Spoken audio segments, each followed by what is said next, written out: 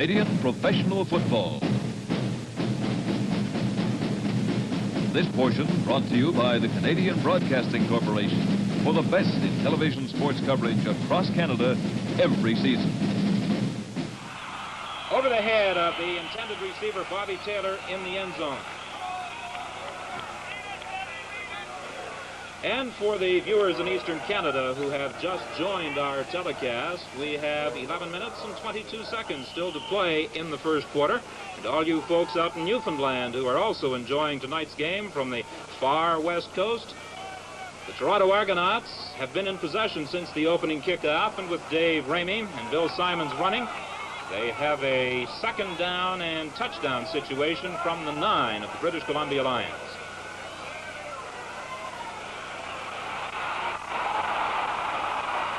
Tom Wilkinson gets the touchdown. The Toronto Argonauts, with Tom Wilkinson on that keeper, move in front by a score of 6-0. And they use 6 plays to cover 84 yards, and Leo Cahill undoubtedly has to be pleased with the progress of his troops in the early moments of this football game. Coach Jim Champion obviously has told the BC Lions that they must contain Wilkinson on these rollouts. But he got outside, he started to go outside and came back up in the middle for the 6 points, Don. Dave Mann will try the convert. He's been good on 10 of 12 attempts this season. Record now stands at 11 of 13. There's a timeout at the 4-minute mark of the first quarter. The score is the Argonauts 7, the BC Lions nothing.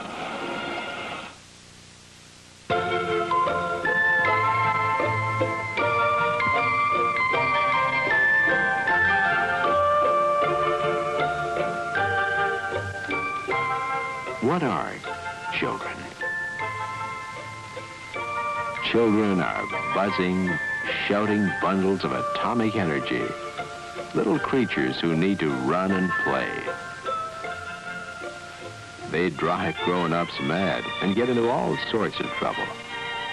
Then they make up for it by being children. They have an insatiable thirst for fun and learning. At CBC, we make programs especially for children. They're educational and fun. And that's what television is all about.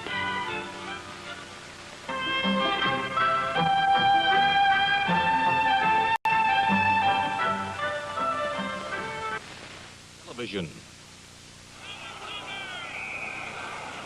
Dave Mann will kick off with the Toronto Argonauts.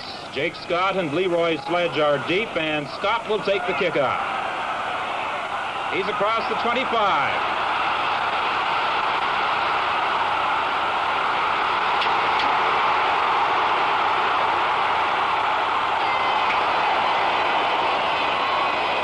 What a kickoff return by Jake Scott. Tackled by Chuck Lebrock and Jim Tomlin.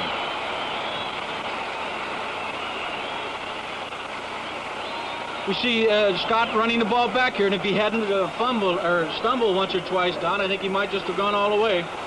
He wasn't quite sure a couple of times which way to turn. An 87-yard kickoff return by number 21, Jake Scott. And you'll undoubtedly see him playing some defensive half tonight as well as his offensive halfback spot. The quarterback is Paul Brothers, and the ball carrier is Jim Evenson. He's across the 20 to the 17-yard line. That's a gain of 5. It will be 2nd and 5 from the 17.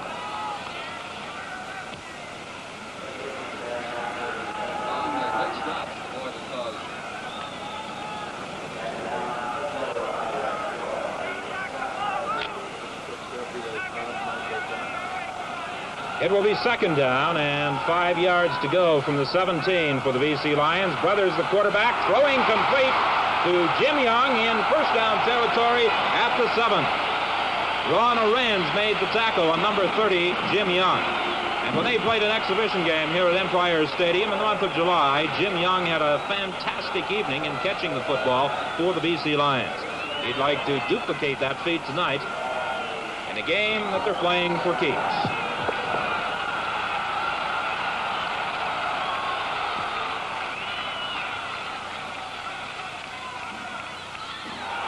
Leroy Sledge has the touchdown.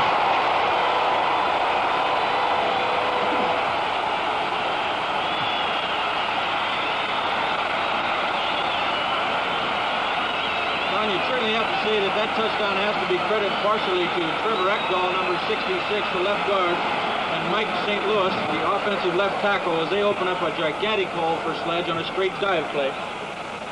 Sledge, of course, was the darling of BC fans in 1967. He had problems last year. He was cut from the team at one stage this season and was brought back because of an injury situation. And Jim Champion undoubtedly is mighty pleased he made that move for tonight's ball game. And with Ted Girella adding the convert, the BC Lions and the Toronto Argonauts are all even at 7 points apiece. And we have 9 minutes and 20 seconds remaining to play in the first quarter. Well, if the scoring so early is any indication, Don, we could see a lot tonight. The Lions not known for a great amount of scoring in a game. They've averaged only 13 points this year. The Argonauts, the explosive team, with 30, but boy, the way they're reeling off points in the early minutes tonight, this could go pretty high here at Empire Stadium. Dave Ramey standing between the goalposts, flanking him, Jim Tomlin and Jim Thorpe. The kickoff return combination, 3 deep, as Ted Girella prepares to kick off with the BC Lions. It's taken by Jim Thorpe. This little fella's a speedster. He's up to the 35. Jim Young came up to make the tackle. That was a 55-yard kickoff and a 20-yard return by number 20, Jim Thorpe. And the Toronto Argonauts have Paul Markle and Mel Prophet as the ends, Bob Hudspeth and Danny Nicolak are the tackles, Roger Scales and Charlie Bray the guards, Bob Swift is the center. Wilkinson has Bob Taylor, Bill Simons, Dave Ramey, and Jim Thorpe in his backfield. From the 35, it's 1st and 10 for the Toronto Argonauts. Wilkinson, 19, the quarterback. Simons, the ball carrier, crossing the 35, tackled by Dave Toby, the middle linebacker. The gain is held to 1 yard. It was a classic play done by Dave Toby, the middle linebacker. As the offensive guard pulled to lead the play, Dave Toby shot up the hole that he'd vacated and caught the back from behind. It was held him to about a 1 yard gain. 2nd and 9 from the 36. Taylor and Thorpe flank left. Prophet, the tight end, now splits.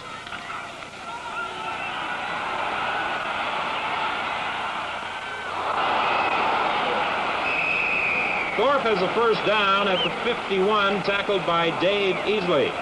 Number 45, Dave Ray, was also over. Number 20 is Jim Thorpe. He has a storied name as far as football is concerned, and he's had quite a season thus far for the Toronto Argonauts. Tom Wilkinson showed a very strong arm on that play, Don. This is possibly one of the reasons why Coach Leo Cahill has such confidence in him, and he can trade away a star like Wally Gabler. Thorpe has gone to the bench. Mike Eben has replaced him, and this is their student body movement as far as the backfield action is concerned. That's what Coach Leo Cahill calls it anyway. Dave Ramey is across the midfield stripe, tackled by Ted Girella. Don, when Coach Leo Cahill called that motion where he has 2 people going across his formation, the student body, I wondered what he meant. Apparently, it's an expression from college. When you get so many people out in front of the ball carrier, it looks like the whole student body's leading them. It's pretty good nomenclature, I guess. The moment last night we thought he was kidding, he said, seriously, fellas, I mean it. 2nd and 5 from the BC side of midfield. Toronto Argonauts in possession, and Ray is after Wilkinson, and Wilkinson fired that ball downfield and out of bounds. Dave Toby took a shot at him, and a penalty marker is down. The infraction, rough play against the British Columbia Lions.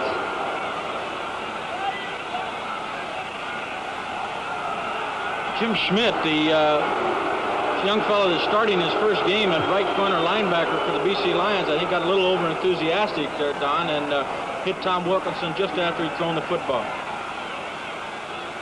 Thus, the second roughing penalty of the game against the British Columbia Lions gives the Toronto Argonauts a first down inside the 40 of the Lions.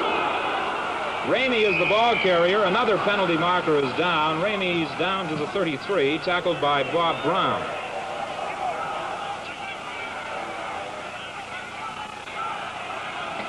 Apparently, it's offside against the Toronto Argonauts, and undoubtedly the BC Lions will accept the penalty, which means that referee Al Draba will move back to the original line of scrimmage and pace off 5 yards.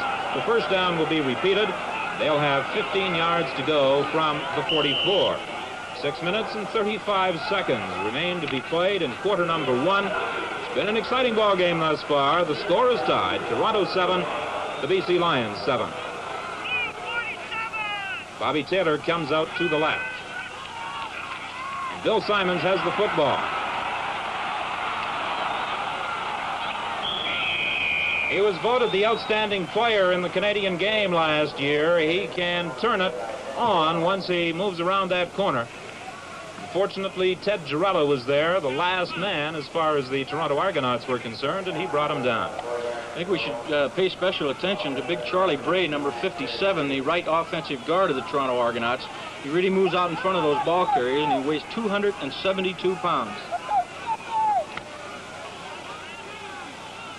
Second down and 4, an advance of 11 by Simons. This time he's got the first down, and he crosses the 25 to the 23. And Bob Brown, number 60, made the tackle, and number 33, Bill Simons.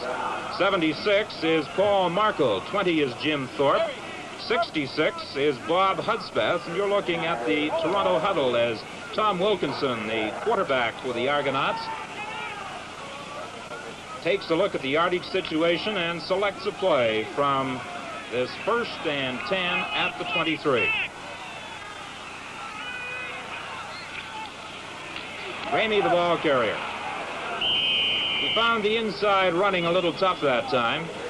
Number 51, Toby, was there. 61, Heighton was also in on the stop. Number 52, Wayne Dennis, and number 64, Garrett Hunsberger, all had a hand in bringing down Dave Ramey. And now Jim Thorpe comes out for the Toronto Argonauts, and Mike Eben goes into the ballgame.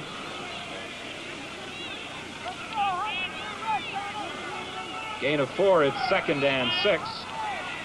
The ball just inside the 20. 19 is the quarterback for Toronto, Tom Wilkinson. Intended for Bob Taylor, almost intercepted by Jerry Bradley. It goes as an incompleted pass.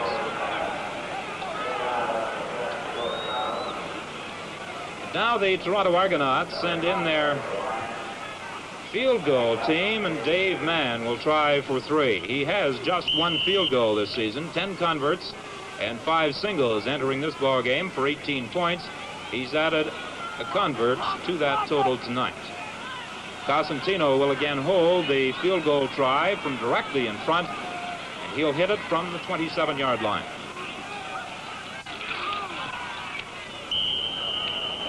It's good. We have a timeout. At the 12-minute mark of the first quarter, the score is the Argos 10, the BC Lions 7. I'm Tom McKee. When you want to enjoy the best in Canadian professional football, join the fun and excitement of the college game, watch the quick action on the soccer field, or mix with the crowds that follow hockey, indoor track, and wrestling, you can do it all right here on CBC television. When you want to watch the thoroughbreds running, follow the standardbreds as they pull the sulkies around the track. Feel the tension in the air over a championship putt, or watch the exhausting action of competitive tennis. Here is where you'll find it on CBC television. For the best in Major League Baseball action, golf, horse racing, hockey, soccer, college, and professional football. Stay with CBC television all season long. See the closing ceremonies from the Canada Games tomorrow on CBC television.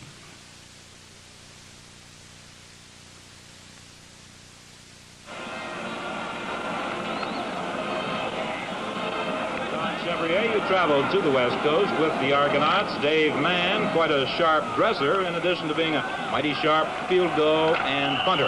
Well, he's sharper now. We'll get back to Dave in a moment, Don. From the 35, it's 1st and 10 for the BC Lions. Evenson, the ball carrier. He has a gain of about 3 yards.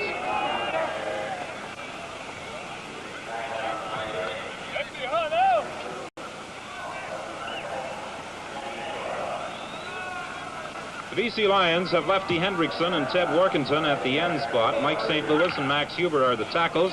Trevor Ekdahl and Ken Sugarman the guards, and Bob Howes is the center. Paul Brothers the quarterback. He has Jim Young and Jake Scott, Leroy Sledge, and Evenson in the backfield with him. He'd like to have them there right now to do some blocking as Dick Aldridge came through to bury him back at the 30-yard line. The BC Lions that time put great pressure on, the Toronto Argonauts put great pressure on Bruce Brothers, the Paul Brothers, of the BC Lions, and they did it by firing two of their linebackers.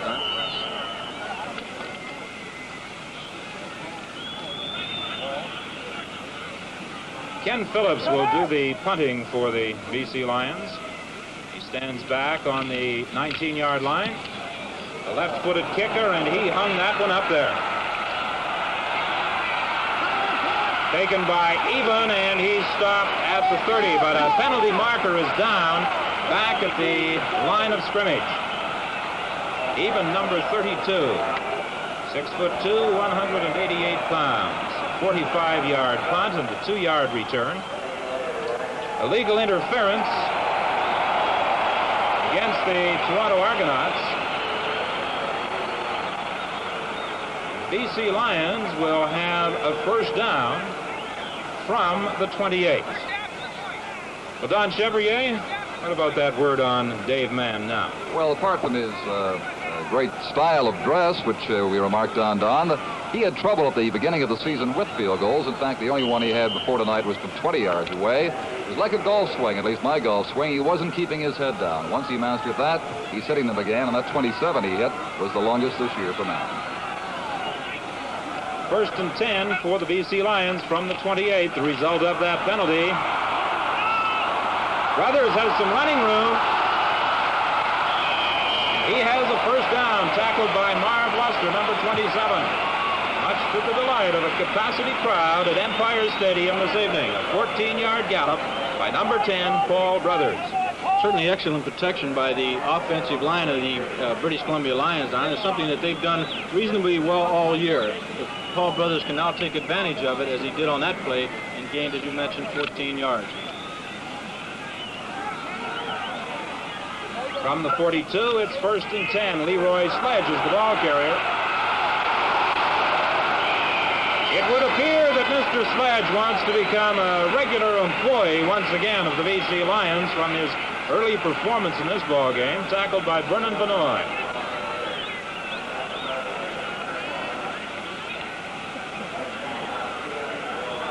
A gain of 7, make it 2nd and 3 for the Lions from their own 49. Scott comes wide to the right. Penalty marker is down. Evenson, the ball carrier, is very close to the first down. He's number 28, tackled by number 70, Mike Bloom.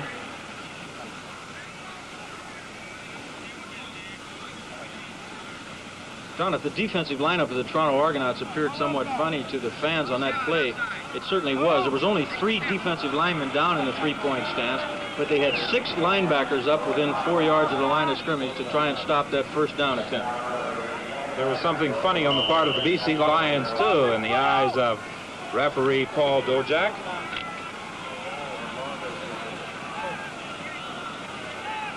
The offside penalty results in a 2nd and 7 play, intercepted by Dick Thornton. He could go all the way. And the high sign from Thornton as he crosses into the end zone, holding the ball high in the air.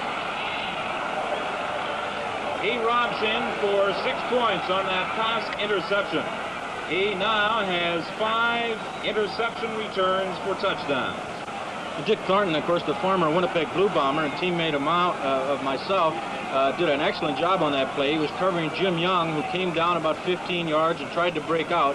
And Dick was on man-to-man coverage on him, stepped in front of him, took the ball to a 45-yard return for a touchdown. Dave Mann will attempt the extra point. It's a 16-7 ball game. And it's now 17-7 with 1 minute and 17 seconds remaining.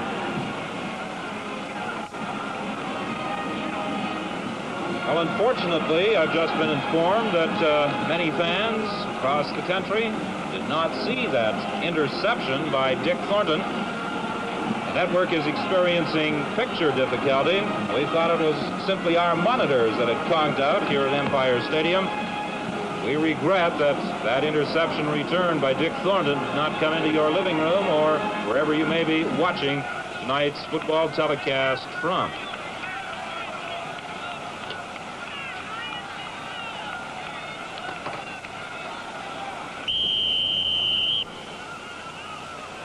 Dave Mann kicking off for the Toronto Argonauts with 1 minute and 17 seconds remaining. Jake Scott is going to run it back.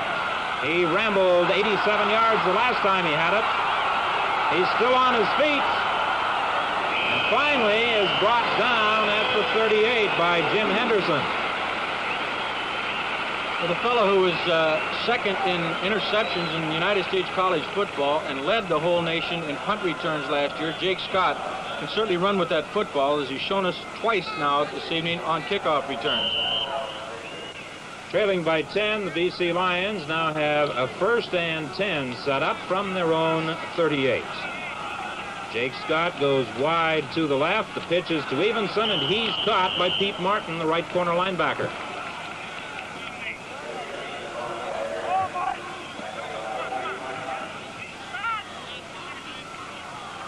So as we are still experiencing picture difficulty from Empire Stadium, it's a pickup of 2, and it's 2nd and 8 for the British Columbia Lions. The ball at their own 40. And now coming into the ball game is Bill Lassiter for the Lions.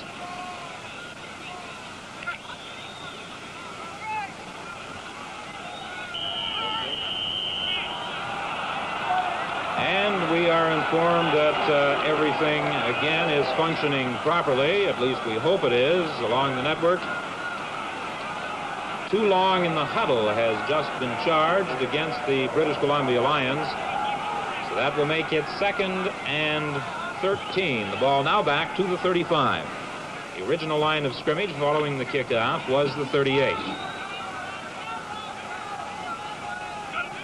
Ted Workington goes wide to the left. Brothers throws incomplete. It was intended for lefty Hendrickson. Alan Ray Aldridge was in, applying tremendous pressure on quarterback Paul Brothers. Listen, Paul Brothers is going to try to work against this Toronto defense, which plays primarily a man-to-man pass coverage defense, Don, and he's trying to get 2 or 3 people working against individuals on the wide side of the field. But that time, as you say, Alan Ray Aldridge put too great a pressure on him for him to have time to throw the ball. Eben and Sternberg are back as the punt return there, with time running out in this first quarter. Ken Phillips caught another pretty good one. It's taken and fumbled by Eben. He managed to recover in time and then is dropped as he dove to the 33.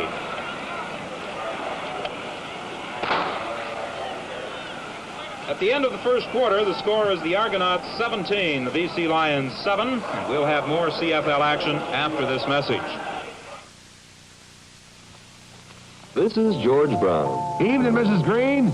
He's not feeling so hot. You see, he's got arthritis, and he's not handling it too well. Sometimes it's annoying. What a rest. Sometimes it's embarrassing. Fumble! Daddy! And it's painful. Oh, that dirty... What it's all for? I don't know. George was in the dark about arthritis for quite a while, until he got the facts from his doctor. It's amazing how many people don't know what can be done. There are more than 1 million Canadians like George. Some not so bad, some worse. The Canadian Arthritis and Rheumatism Society exists to help them and their doctors. If you'd like to help us, here's our address. Or if you need the facts about arthritis, we can help you. Same address.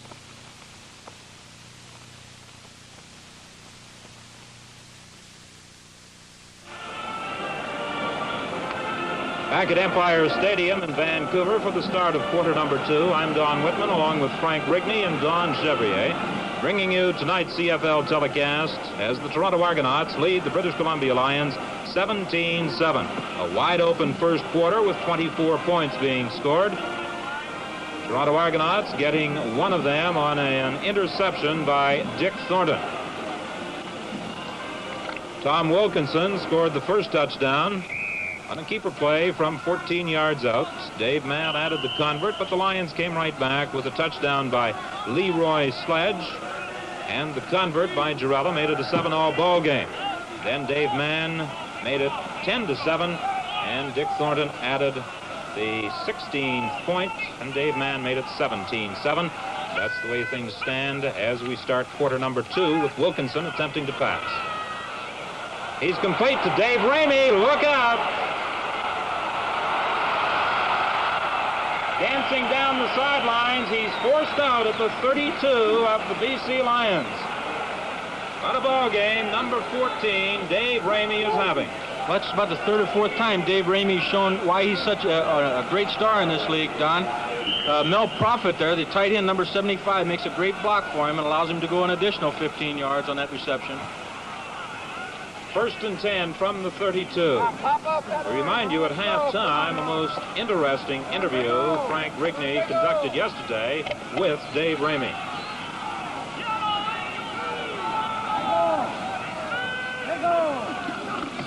The pitch to Ramey. He's stopped as he crosses the 30 at the 28 by Dave Tobey. Ramey, of course, during his years with the Winnipeg Blue Bombers, wore sweater number 27, and as pointed out at the start of tonight's telecast, Marv Lester wasn't about to give up that numero with the Toronto Argonauts, so Ramey is wearing 14. Number 32, Mike Eben, comes into the ball game, and Jim Thorpe, number 20, goes to the bench to confer with Leo Cahill. 2nd and 5 for Toronto. Complete to Bill Simons.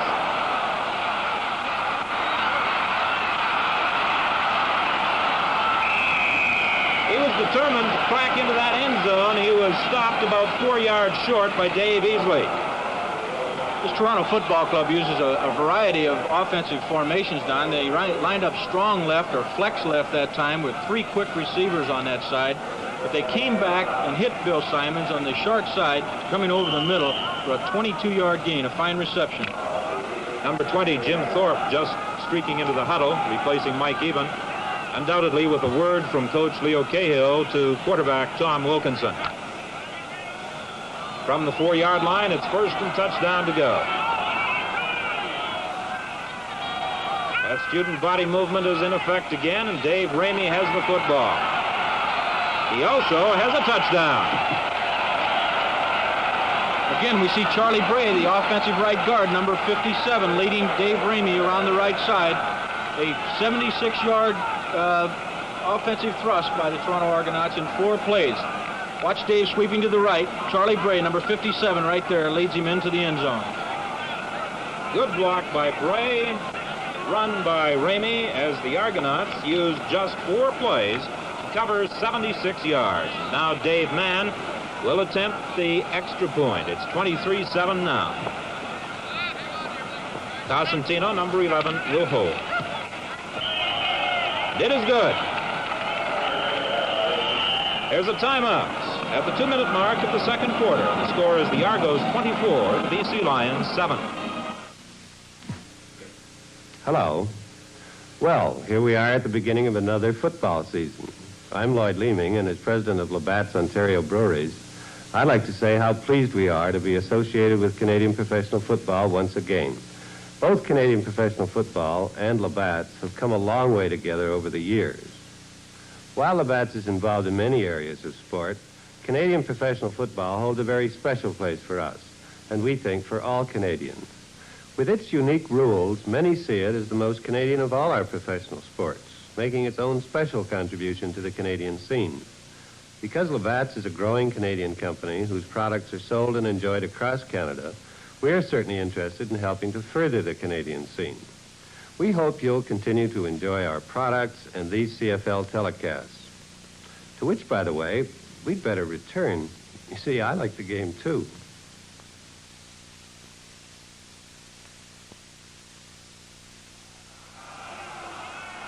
Dave Mann will kick off early in this second quarter to Leroy Sledge and Jake Scott standing back on the 2-yard line.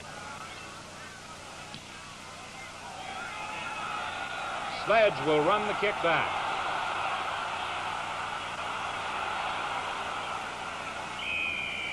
BC Lions will scrimmage the ball 1st and 10 from the 35. A 60-yard kick and a 30-yard return. Roger Scales making the tackle for the Toronto Argonauts. Number 27, Leroy Sledge. If you've been wondering about the performance of Dave Ramey tonight, he's carried the ball 6 times for 44 yards, and he's caught 2 passes for 63 more. So 107 yards offense for Ramey thus far in the ball game. Brothers through, attempting to hit Jim Young, number 30, incomplete. You know, Don, the Lions have had a rough schedule. They've faced all the top teams in the country, Hamilton, Ottawa on their eastern swing, Calgary and Saskatchewan in the west, and now suddenly the Toronto team, which has Dave Ramey as a first-nighter. That's a pretty tough way to start 5 first games of the year. Jim Champion said if Denny Beach voted for the schedule we have this year, it had to be unanimous because almost certainly the other general managers would vote for it. Paul Brothers is buried back at the 28. That was Mike Wadsworth, number 59, the first man to pounce on him.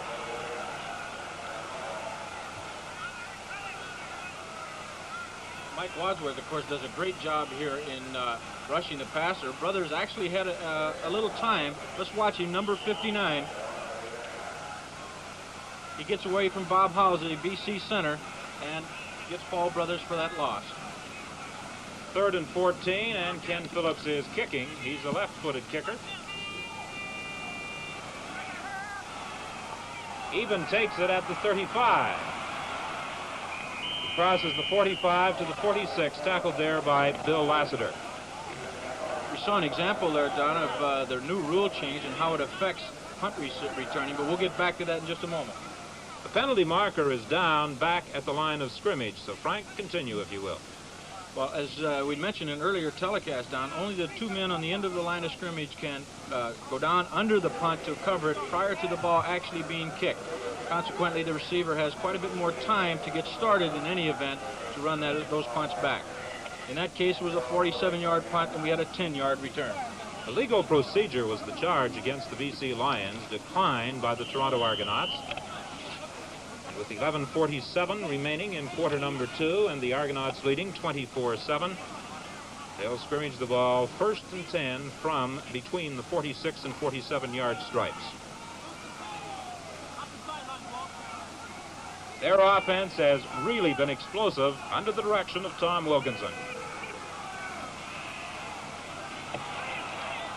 Pass to Simons, and he's caught on a good defensive play by Bob Brown. This Toronto football team has to be one of the most difficult in Canada to defend against, Don, and I'm sure BC coach Jim Champion knows that at this stage. They have just a tremendous variety of offensive sets and can get the ball to almost anybody they want to from each one of them. I think that Coach Leo Cahill is helping quarterback Tom Wilkinson as he has been shuttling Jim Thorpe and Mike Eben. Eben is now in there, and Ramey is the ball carrier. He's up to the 53-yard line, short of the first down by about 3.5 yards. One thing that's amazing, too, with as complicated an offense as Toronto appears to have, Dave Ramey, after only 4 practices, seems to have fitted right in and learned the whole myriad of plays that they do have, Don. Dave Mann is kicking, and I believe that's his first punt. He got a good one.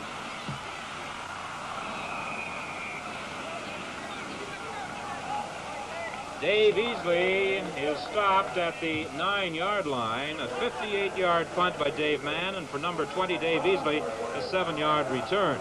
Mann, of course, holds the record for the longest punt in the Canadian Football League, 102 yards against the Saskatchewan Roughriders in 1966. This year, he has a 47.9-yard punting average. So from the 9, it's 1st and 10 for the BC Lions. Leroy Sledge fumbles the football. I think Jim Evenson may have recovered, or did he? No, the Toronto Argonauts have got it. Ed Harrington popped it loose. Jim Evenson dove on it, but apparently it squirted away from him, and the Toronto Argonauts take over, 1st and 10 from the 14.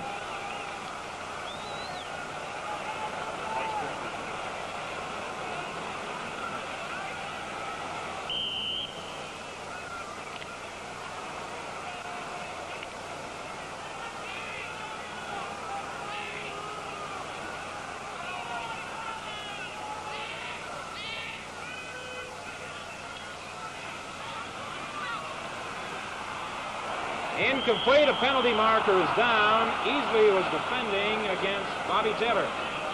Taylor was right at the goal line.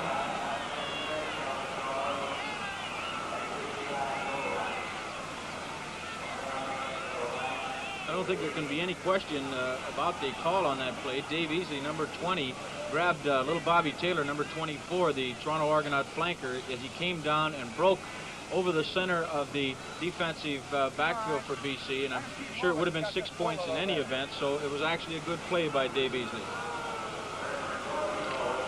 Half the distance to the goal line gives Toronto 1st and goal to go from the 7. Wilkinson, number 19, the Toronto quarterback. Thorpe and Taylor are the two backs in motion. Simons, the ball carrier, is upended at the 5.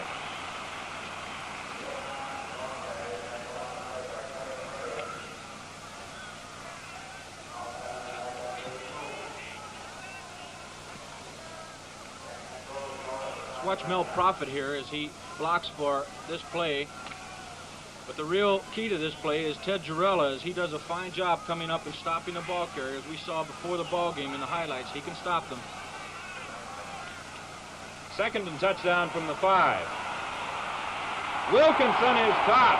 A good move by Garrett Huntsberger. This rookie defensive end for the BC Lions has played some sound football this year.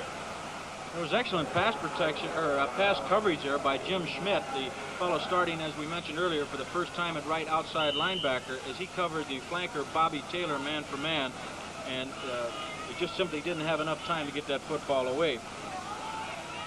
So with a 3rd down play, 15 yards to go coming up, Dave Mann will try for 3 points from 23 yards up. It's wide, and in the end zone, Jerry Bradley concedes the single point. So with 8 minutes and 25 seconds now remaining in quarter number 2, it's Toronto 25 and the British Columbia Lions 7. Now tomorrow our viewers can see coverage of the Canada Games from Halifax, a 90-minute color telecast including track and field, canoeing, lacrosse, water polo, cycling, and softball. And right after, the colorful closing ceremonies of the 1969 Canada Games, all on CBC television tomorrow Sunday. With that single point, the BC Lions put the football into play from their own 25, 1st and 10. Jim Evenson was caught at the 28. Marv Lester came up from his defensive half spot to make the tackle. Vernon Vanoy and Ed Harrington, when they go into that 3-man front, are playing the defensive end spot. Mike Wadsworth is in the middle. Mike Bloom, Dick Aldridge, Alan Ray Aldridge, and Pete Martin are the linebackers. Dick Thornton, Ed Learn, Marv Luster, Ron Arends, and Jim Tomlin are the defensive backs. 2nd and 7. Brothers is caught for a loss back to the 23.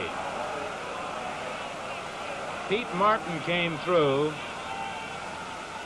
and made the tackle, and it will be 3rd down for the BC Lions, 12 yards to go.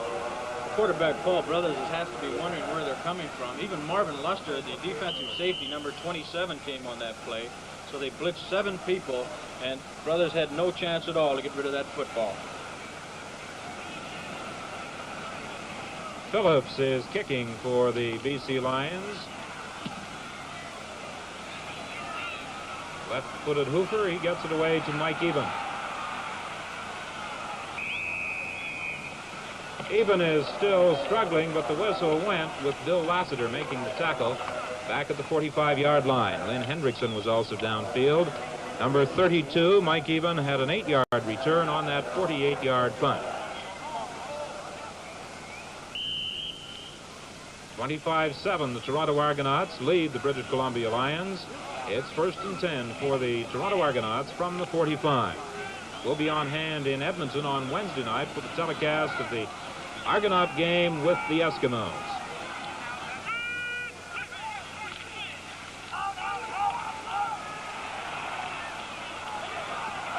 Almost intercepted on the far side of the field by Jerry Bradley. Not a particularly well-thrown ball on the part of Tom Wilkinson.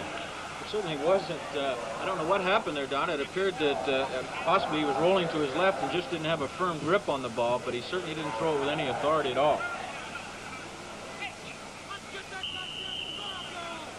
Pressure was being applied to the Toronto quarterback from defensive tackle Wayne Dennis. Mike Eben again goes into the lineup, and Jim Thorpe goes to the Toronto bench. 2nd and 10 from the 45. The penalty marker is down, and down at the 40 is quarterback Wilkinson, caught by Garrett Hunsberger. Jim Hyten, number 61, another newcomer to this British Columbia team, also in on the tackle.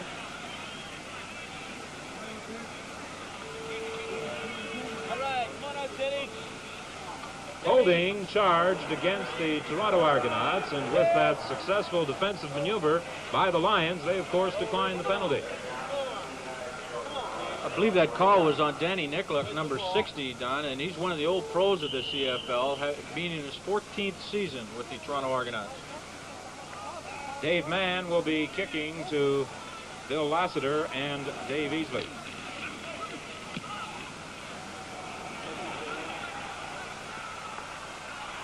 Taken by Lassiter. The BC Lions will scrimmage 1st and 10 from their own 25. Paul Markle was downfield along with Mel Prophet, making the tackle, holding the return by number 34 Lassiter to 5 yards after a 49-yard punt by Dave Mann. One of the ways the BC Lions offensive team is trying to combat the variety of Toronto defenses is to spread their offensive line. Let's see if it does any good. Leroy Sledge picks up about 9 yards, fighting to the 35, tackled by Marv Luster. And there appears to be an injured Toronto Argonaut. Pete Martin is a little slow in getting to his feet. In fact, he's still down on one knee.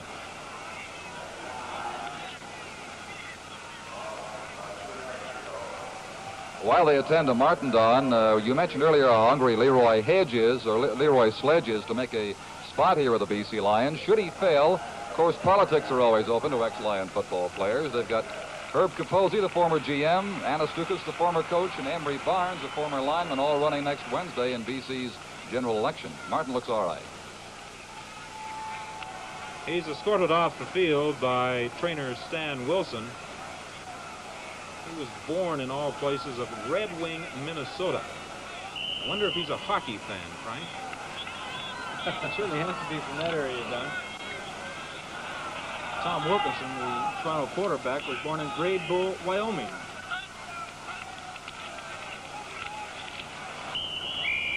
Jim Evenson has the first down up to the 38-yard line.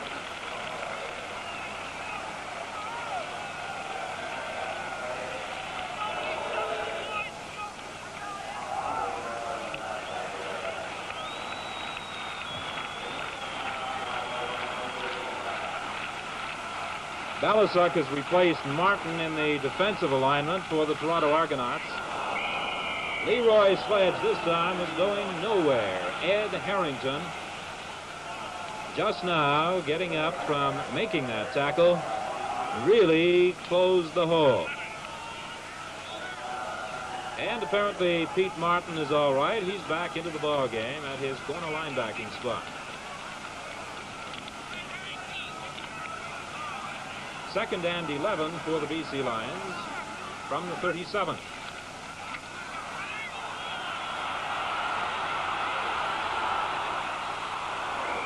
Brothers was caught from behind by the same Mr. Harrington. He's a fine physical specimen. He works out on the weights almost daily. He's got muscles on top of muscles. He's 6'3", 245 pounds, and has been an outstanding defensive end for these Toronto Argonauts. It's third down and about 2 yards to go, and apparently the British Columbia Lions are going to gamble.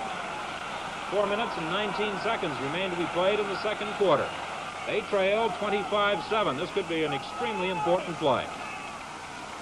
Leroy Sledge dives to the 50 for the first down. Just a great block again by Mike St. Louis, who opened that hole for Leroy Sledge to score BC's only touchdown of this football game. He opened it again, and they got a very crucial first down on that play, Don. From the 50, it's 1st and 10 for the Lions. Jake Scott and Jim Young in the backfield, along with Jim Evenson and Leroy Sledge. The quarterback is Paul Brothers. The ends are Lefty Hendrickson and Ted Workinson.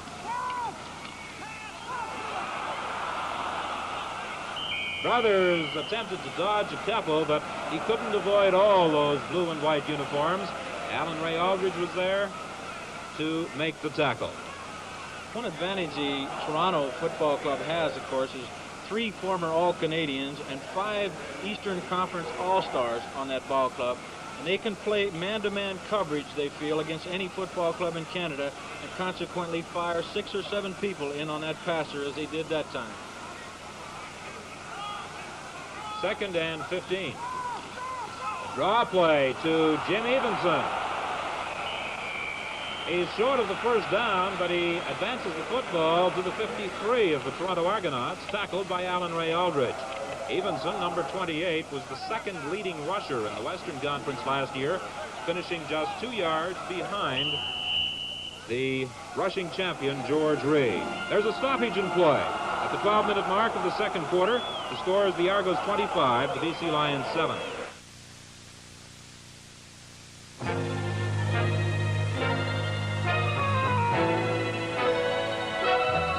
When you're smiling, say Labatt's Blue, the beer that smiles with you. It's the true one, brewed for you one, the lager that's true blue. Next time you order, next time say Labatt's Blue. It's the lager, Taste that is true. So when you're smiling, say Labatt's Blue, the true lager beer.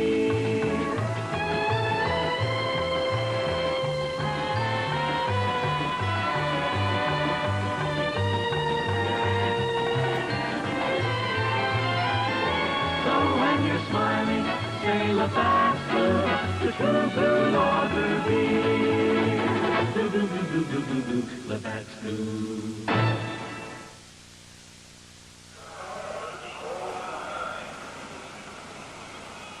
(25-7). The Toronto Argonauts lead the British Columbia Lions. Another rather critical third down play for the Lions. They have the football at the 52 of the Argonauts. It's 3rd and about 2, and again they're gambling.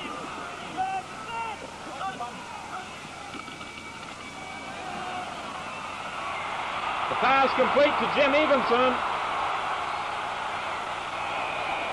He has a big first down with Ed Learn making the tackle just inside the 25. Frank, that was quite a gamble. It certainly was, and a great call by Paul Brothers.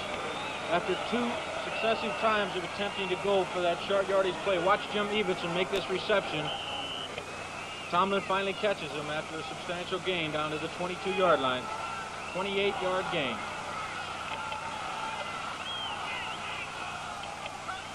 First and 10 for the Lions.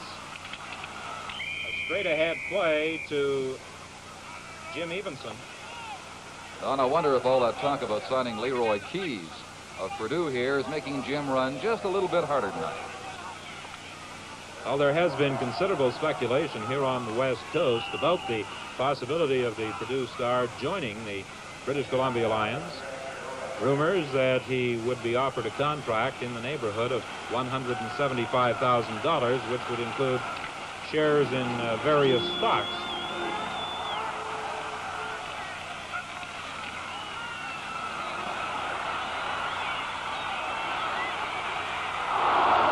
Just off the fingertips of Jim Young in the end zone. At 2nd and 6 play, Ron Arends was defending against number 30, Jim Young. And he very nearly came up with the 6 points. Certainly, if you're going to throw against this Toronto deep backfield, Ron Arends, who's the youngest of the defenders back there, and of course the most unproven at this stage, is the one that you try to throw against. And certainly with a receiver like Jim Young, you should have some degree of chance of success, but they didn't happen that time. Twice the Lions have gambled successfully on 3rd down and 2. This time they're gambling on 3rd and 6. The ball at the 20 of the Toronto Argonauts.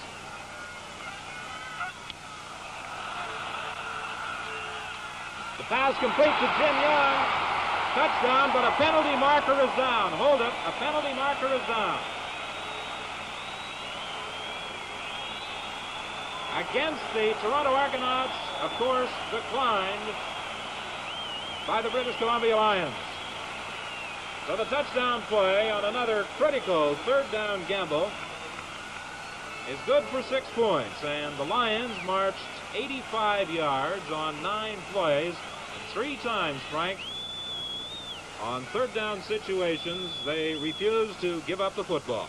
Brothers seem to have found an area in that Argo defense to hit, that outside flat. He hit Evanson one time and then Young this time for the touchdown. And with Ted Giretta adding the convert, it's now 25-14. The Toronto Argonauts leading the British Columbia Lions. And both teams have put together some rather sustained drives. The Argonauts in the first quarter and the BC Lions here in the second quarter. Dave Ramey, of course, has been one of the offensive stars for the Toronto Argonauts in the first 30 minutes of this ball game. And during our halftime intermission, we invite you to stay with us for a most interesting interview Frank Rickney conducted with Ramey yesterday following the Argonaut practice session. Coach Jim Champion and the BC Lions must have a great deal of encouragement from that, Don. After his ball club is down 18 points, they come marching back on an 85-yard drive to regain getting back in this ball game. Jim Thorpe takes the kickoff. Thorpe is dropped at the 30-yard line with 1 minute and 44 seconds remaining in quarter number 2 by Mike St. Louis. Jim Thorpe, by the way, you might find it interesting, or the fans might find it interesting, that this young boy has lost 11 teeth since the training camp opened in 1969. But that time he didn't lose any. He returned that 56-yard kickoff 22 yards. Having lost 11, I doubt if he has too many more he can afford to give up. Speaking of teeth, Dave Ramey had a rough session against the Edmonton Eskimos in the opening game of the year, in which he wore a Winnipeg Blue Bomber uniform. He was hit on a jarring tackle, and he required some dental work after that particular game. However, it did not keep him out of the lineup, as he was back for the second game of the season, which Winnipeg beat Edmonton in Edmonton. A good catch by Mel Prophet. This big tight end came up with a fine reception in a crowd, and he was caught by Craig Murray. And you see the hair hanging out from under number 75's helmet. He has a long hairdo. He sports a handlebar mustache, and he also owns a boutique in Toronto. He also does some writing. He's done some traveling, and I understand he'd like to do some broadcasting. He's a rather versatile individual. Dave Ramey on a draw play. He got one good block. And then he's finally caught on the far side of the field. The ball is fumbled. Who's got it? And now there's a mix-up on the far side of the field. That took place right at the BC Lion bench, and what a struggle is going on over there. This something of an ugly incident as players are swinging, and they're in that crowd. Our spotter, Mo Simovich, has the glasses trained on that area. One thing, Don, that I've always learned in a situation like that, and all ball players should learn, is keep that helmet on in a crowd.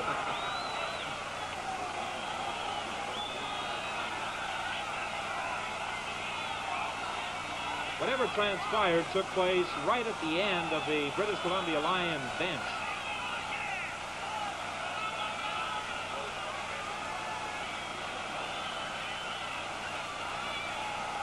Both of these teams, of course, have a reputation for being rather aggressive, or at least having a number of individuals on their ball club that are aggressive, and they sure showed signs of it at that stage.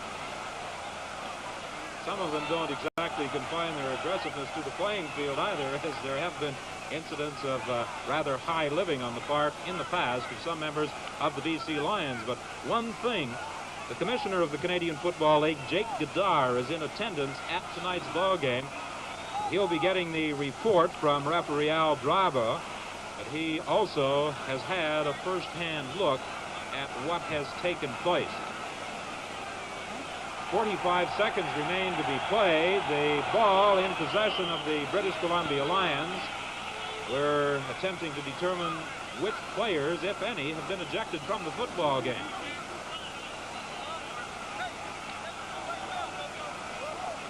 In the condition of his uniform, number 20, Jim Thorpe, certainly looks like he was involved in some way.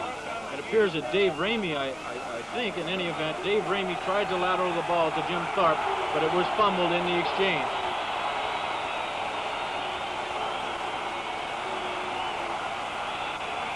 Bill Simons may also be out of this ball game. We'll attempt to get word to you just as quickly as possible from the sideline. The penalty, 25 yards down to the 15. A rough play, fighting infraction, charged apparently against the Toronto Argonauts. As yet, we have had no signal from the field as to whether any members of the BC Lions have been ejected from the ball game. Just 45 seconds remain to be played at any rate in this second quarter. We've had a little of everything tonight. Some technical difficulties with our network. Players ejected. Some wide open play. Jim Thorpe is out of the ball game, definitely. And as yet, we have not determined whether there have been any further penalties of that nature. Of course, that was a fumble by the Toronto Argonauts. The BC Lions recovered, and it's a first down at the 15. They trailed 25-14. 45 seconds remain to be played. This is the reverse. The ball to Jim Young. Young is tackled down at about the 7-yard line. Mike Bloom made the stop. Apparently, that is the only ejection. Jim Thorpe out of the ball game for fighting for the Toronto Argonauts. Young attempted to come back. He was met head on and driven back, and feelings, as you can see, are running rather high. They were up until the moment that Jim Thorpe, number 20, got involved in that scrap on the far side and was tossed out. And undoubtedly, they'll continue, although I'm sure the officials are quite pleased that they'll have that cooling off period, as they're just 13 seconds away from the halftime intermission. Well, this is a third down gamble by the Lions. There's the pass. Incomplete. Intended for Jake Scott. With just 4 seconds showing on the clock, the BC Lions failed to capitalize on the opportunity afforded them, the fumble and the penalty, moving the ball down to the 15. Of course, quarterback Paul Brothers is holding his head in disgust with himself. He had all the time in the world, and just threw that ball a little bit too quickly and didn't quite get it high enough to score that 6 points. Thus, with 4 seconds remaining, the Toronto Argonauts take over. This will undoubtedly be the final play of the first half.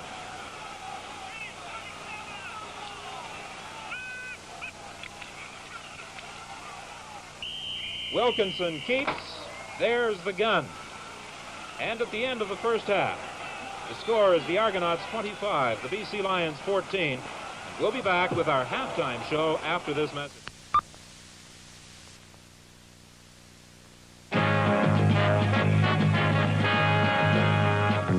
Enjoy yourself, and you just can't go wrong. Enjoy yourself, take 50 ale along. A weekend without 50 is like summer without sun. Big 50 means enjoyment, something added to the fun. Labatt's 50 and the great outdoors go so well together. There's nothing whets an appetite like clean, fresh air and a nice cold 50. Enjoy yourself, add 50 to the fun. Enjoy yourself when all is said and done. Labatt's 50 is the price of any catch. Prepare a fresh air, a Blu-ray, a great day. Enjoy yourself, enjoy yourself. Take 5 for 50 ale, 50.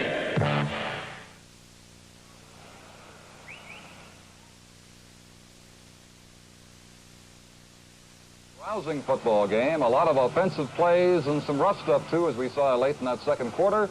The Argonauts have the lead over the Lions, but the BC team with a lot of fight showed they might come back in the second half. They certainly have to have a win here before the home crowd, an almost capacity crowd at Empire Stadium. One of the biggest CFL trades in years was finalized this past week. Dave Ramey went east to the Argonauts, and Wally Gabler went west to quarterback the Winnipeg Blue Bombers. Ramey, as we saw in the first half, has plenty of backfield speed for the Argonauts. His former teammate Frank Rigney interviewed Dave Ramey. In 1965, Dave, our first year as teammates, we had a reasonably good football club with the Winnipeg Blue Bombers, and you seemed reasonably pleased with it. Is there any particular reason in the last few years that you feel that you didn't enjoy playing for the Winnipeg Blue Bombers? Well, Frank, you know yourself, being an old pro, that in order to have a pretty organized team, you have to have a mixture of old and new. I mean, the best situation is to have all old pros, but a situation that's good also is to have a mixture of old pros and then new guys where you can help the guys along. The last couple of years at Winnipeg, we've had so many changes, so many new guys, it's been sort of very disorganized, you know, as far as us organizing what we're going to do as far as winning games.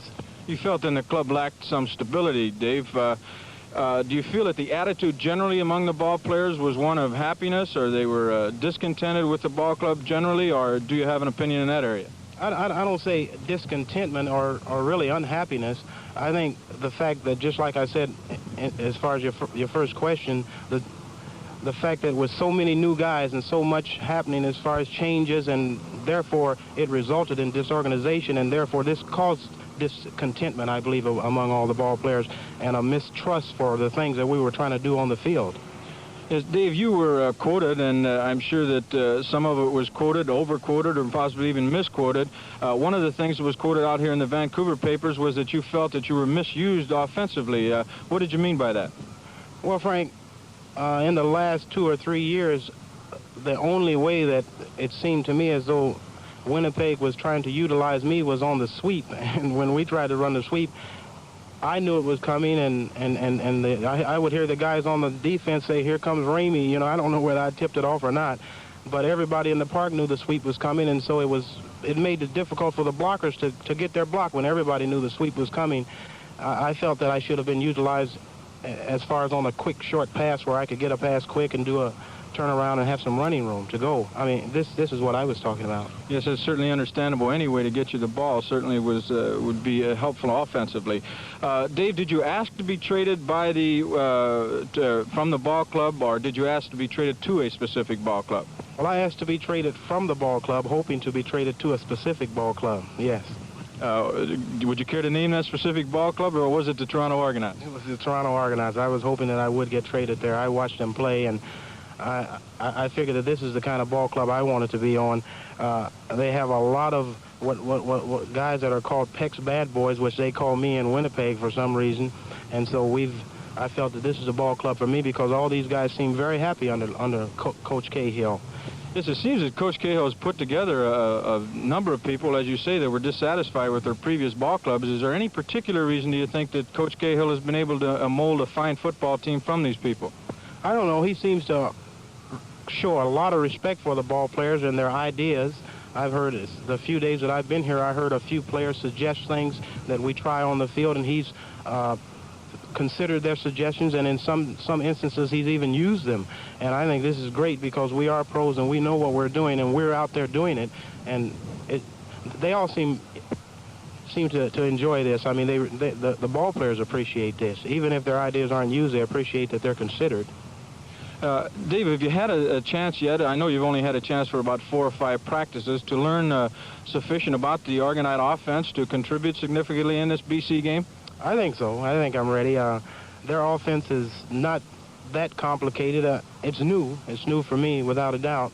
But I think I'm ready. I've been working quite hard since I've been in Toronto, and I'm ready to play a football game tonight or tomorrow night. Well, certainly no one's going to question your ability to do just that, Dave, and I'd like to wish you luck as your first game for the Toronto Argonauts against the BC Lions. Best of luck and good luck in the future as well. Thank you very much, Frank. Thanks, Dave. New Argo halfback Dave Ramey, and I'm sure Argonaut fans, having seen the first half, will agree they're going to like this guy, number 14, a man who came east in the trade for Wally Gabler. The score at halftime is the Argonauts 25 and the BC Lions 14, and we'll continue with our halftime show after this.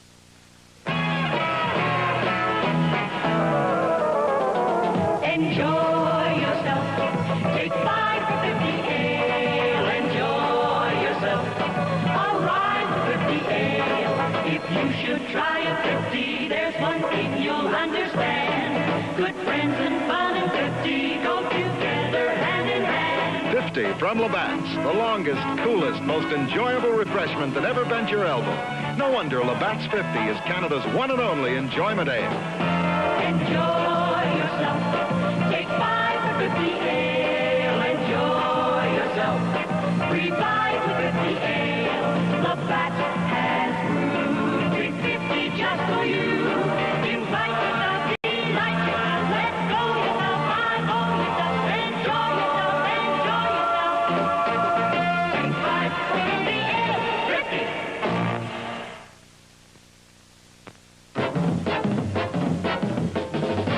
This portion of Canadian professional football brought to you by Labatt's Brewers of 50 Ale, Canada's fastest growing ale, and Labatt's Blue, the true blue lager beer. The best in Canadian football from the best in Canadian beer.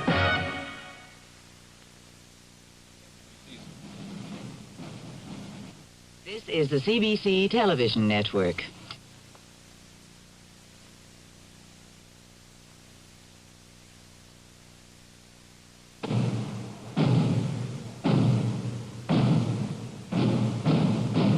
Canadian professional football. This portion brought to you by Canadian Pacific.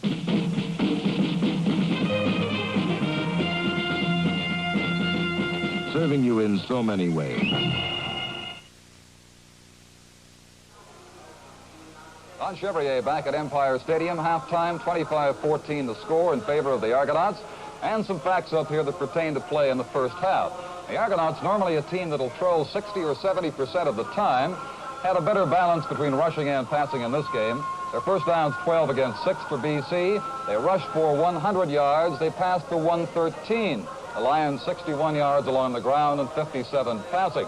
But that better balance on running and passing likely accountable because of Dave Ramey's presence in the lineup tonight. Ramey took the first few sweeps and led the Argonauts down for their first TD, as we'll see in the highlights later on.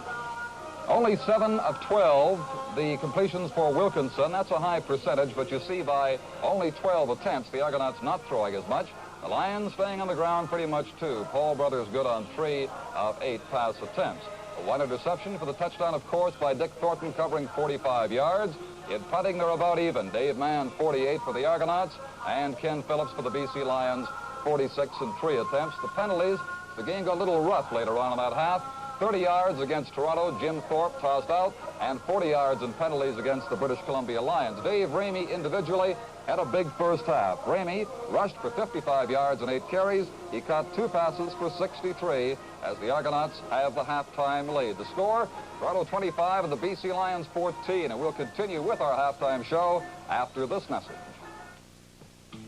When we say that you get good service at a CP hotel, we mean good service.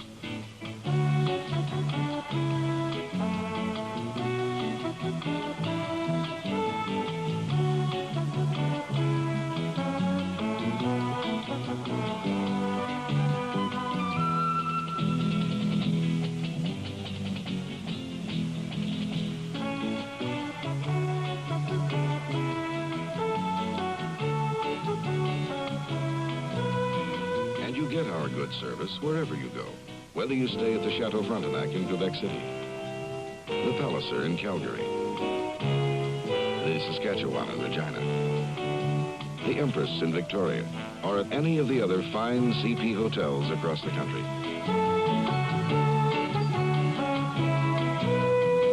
CP Hotels, another way Canadian Pacific serves you.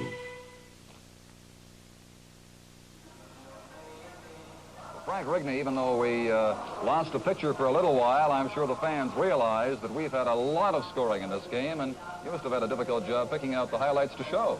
Certainly did, Don, and there's quite a few highlights, which we're going to see in just a moment, and quite a few different people participating in them, including, of course, Dave Ramey. Yes, Ramey got it off to a fast start.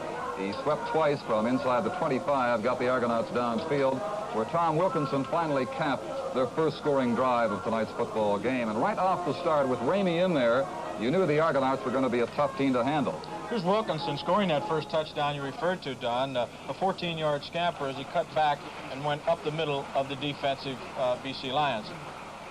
Now we see BC returning the kickoff. Jake Scott, their flanker, an outstanding college football player last year in the United States, and he returns this for 87 yards down to the 22-yard line. And this leads up to the British Columbia's first touchdown of this ball game. Here we see that touchdown scored by Leroy Sledge on a 6-yard plunge behind big Mike Lewis, number 67. And here we see the fellow we've been referring to all evening, Dave Ramey, on one of the exciting plays that he gave us during the first half, this one being a pass reception, as he catches it out in the flat and goes for about 37 yards on this play. Here we see Dave getting his first touchdown as a Toronto Argonaut on a 4-yard run. And of course, the Toronto Argonaut fans are looking for many more from him. By the way, on the play that led down to this point, the 5-yard line, Ramey threw a fantastic block for Bill Simons. He can block as well. Yes, he can do it all. No question about that, Don. And one of the fellows that the BC Lions count on a great deal in every football game is Jim Evenson, their fullback. Here we see him on a power run for 28 yards. As we mentioned earlier in the telecast, he lost out to George Reed. I'm sorry, in a pass reception rather than a run, but he shows his running ability there after catching that ball. Now we see the all Mr. Everything for the BC Lions, Jim Young, as quarterback Paul Brothers rolls out and hits Jim Young for a 20-yard touchdown pass.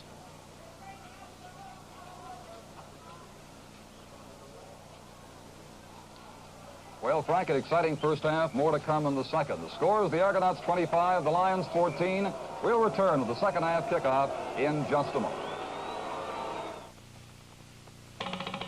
If you've ever met a CP Rail freight traffic representative, you might have the idea that he's a little on his own. Nothing could be further from the truth.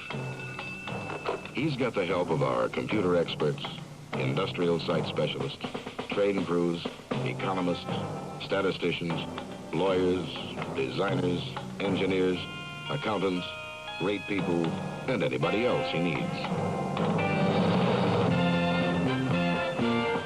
So next time you're talking to a CP Rail freight traffic rep, think of all the support he can offer you.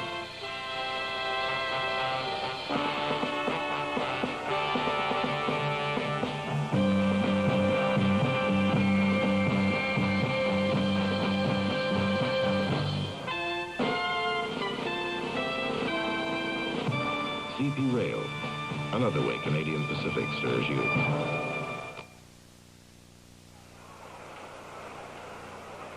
Back at Empire Stadium, we're just about set to start the second half of what has thus far proven to be a tremendously exciting football game, with the Argonauts leading by a score of 25-14.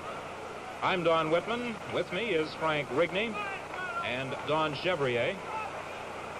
Our spotter, Mo Simovich.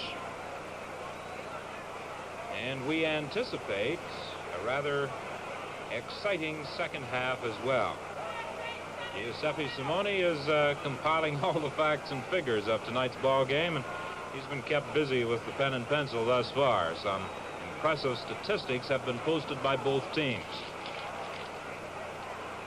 The Toronto Argonauts will kick off to the Lions. 27, Leroy Sledge. 21, Jake Scott will be on the receiving end of this kickoff. The Argonauts have, of course, won 2 and lost 1. They defeated Montreal and Winnipeg, losing to Hamilton, while the British Columbia Lions have yet to win a ball game. They lost their season opener here at home to the Calgary Stampeders. Then they were beaten by the Saskatchewan Roughriders. They went east and lost to the Ottawa Roughriders and the Hamilton Tiger Cats. The second half is underway. Leroy Sledge takes the kickoff.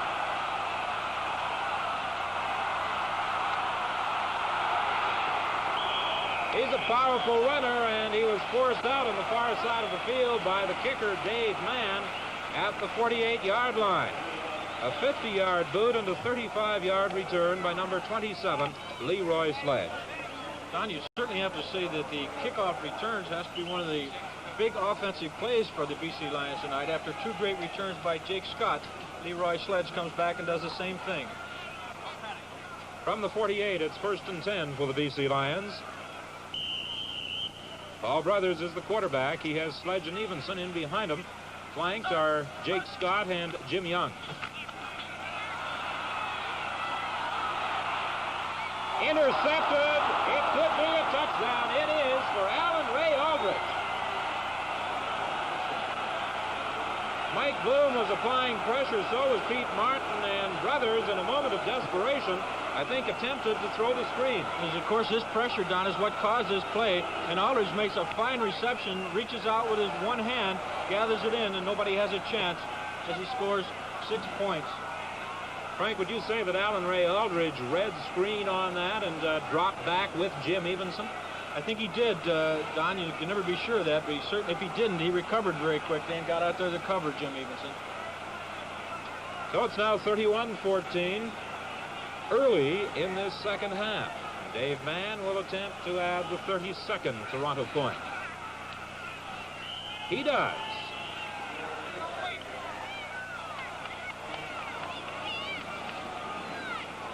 This is really discouraging for the BC Lion Football Club. They've had 2 passes intercepted and run back for touchdowns. That one by Alan Ray Aldridge, and the first one by Dick Thornton, run back 45 yards. By the way, the fans across Canada might be interested in knowing that Dick Thornton is going to be off in the Orient over the winter this year, publicizing Expo 1970.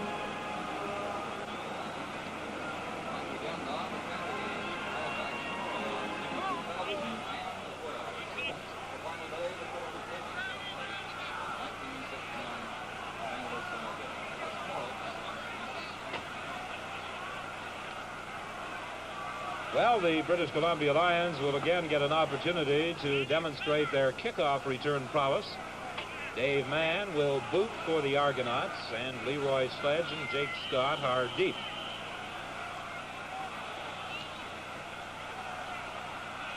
This one is a little shorter. It's taken by Lassiter.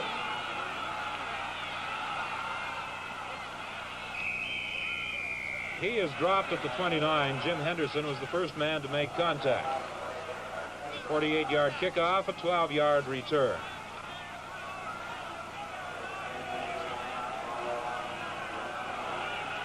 Apparently, the official word is that Jim Thorpe was thrown out of the ball game for kicking a BC Lion player in that mix-up by the bench just to the end of the first half. Jim Evenson was the ball carrier, tackled by Vernon Vanoy. He's number 65. He's a big fella. He stands 6'8" and weighs 280 pounds, and he comes from Kansas. And with Jim Thorpe going to the bench, Bob Morgan comes in. Morgan apparently was the designated import for the Argonauts tonight. A gain of about 3. It would be 2nd and 7 for the BC Lions. Jake Scott comes to the left. Hendrickson is the split end right. The pass is knocked down by Vanoy. Standing 6'8" and with about another 3-foot reach. Paul Brothers had to get that ball a long way up there to prevent this big fella, number 65, from batting it away. Don, he was the number 2 draft choice of the NFL's New York Giants, and the big complaint against him so far is, and he's only a rookie, he's not quite mean enough. That comes with pro experience.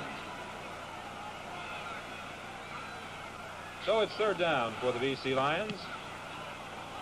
And the kick by Mr. Phillips is taken by Mike Even back at the 32. He's forced out at that BC bench by Max Hubert. Don, I don't know, referring to Vanoy again, the 6'8", 280-pound defensive end. He may not be mean enough, but certainly as a former offensive tackle, I wouldn't even want him lining up across from me. 32-14 is the advantage the Argonauts enjoy over the Lions. From the 43, it's 1st and 10.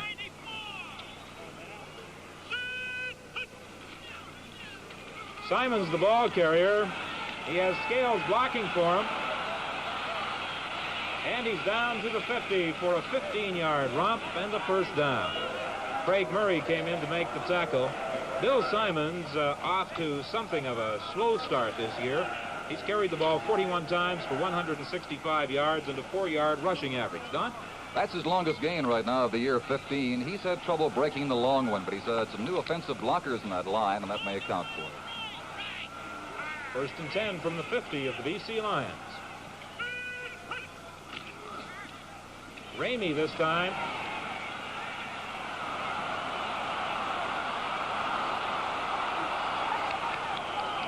He has great moves. He's like a ghost coming through there. At least that was the description that Jim Tomlin and Dick Thornton gave to him.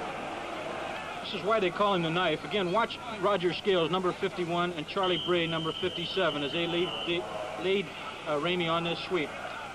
He knocked down number 12, Jerry Bradley, and Dave beats him the rest of the way and goes for a 23-yard gain. There's a timeout on the field at the 8-minute mark of the 3rd quarter. The score is the Argonauts 32, the BC Lions 14. When it comes to looking after the pies that Mother makes, Joe Mooney is a real fuss budget. He cares so much about Mother's pies that he looks after each one himself.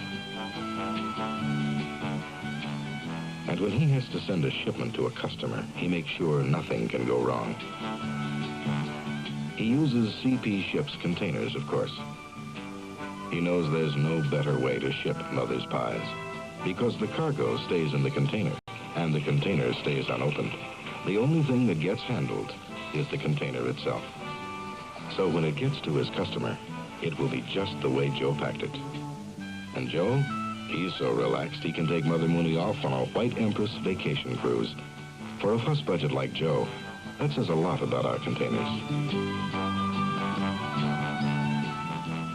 CP Ships, another way Canadian Pacific serves you.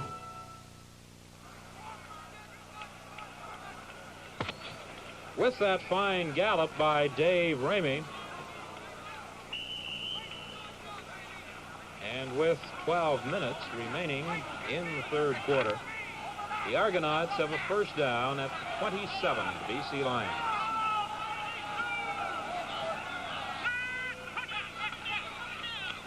Simons may throw. Short of Bobby Taylor, the intended receiver. It will be 2nd and 10 from the 27. Frank, I don't know what it is, but every time Simons goes wide at a sweep, he makes that motion as though he's going to throw. That time he did, but he makes the fake other times, too. Yes, I think he's working on his timing, as you mentioned earlier, Don. He's got some new people in that offensive line, and just by making that move, it gives him a little more time to get behind his blockers and use them.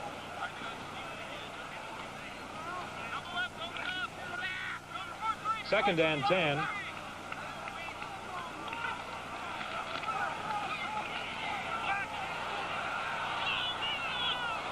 Good catch. At the 5-yard line, Bill Simons grabbed that one in front of 3 defenders, and it's a 24-yard gain. When things go well, they certainly go well. I think that was almost a broken play as Bill Simons and Paul Marco are in the same area. He gets the ball to his receiver, Simons, and he's get down to the 2-yard line. First and touchdown for the Toronto Argonauts. They have been a potent scoring machine in this game. They've had 2 defensive touchdowns, one by Thornton, the other by Aldridge, both on pass interceptions.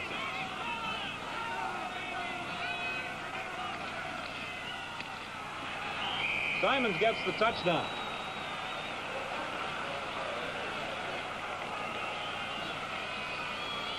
He goes in there behind, again, Charlie Bray and Big Bob Swift, number 53, a former BC Lion, a former fullback, and a former offensive guard, now playing center for the Toronto Argonauts. Doing a most creditable job at that center position for the Argonauts.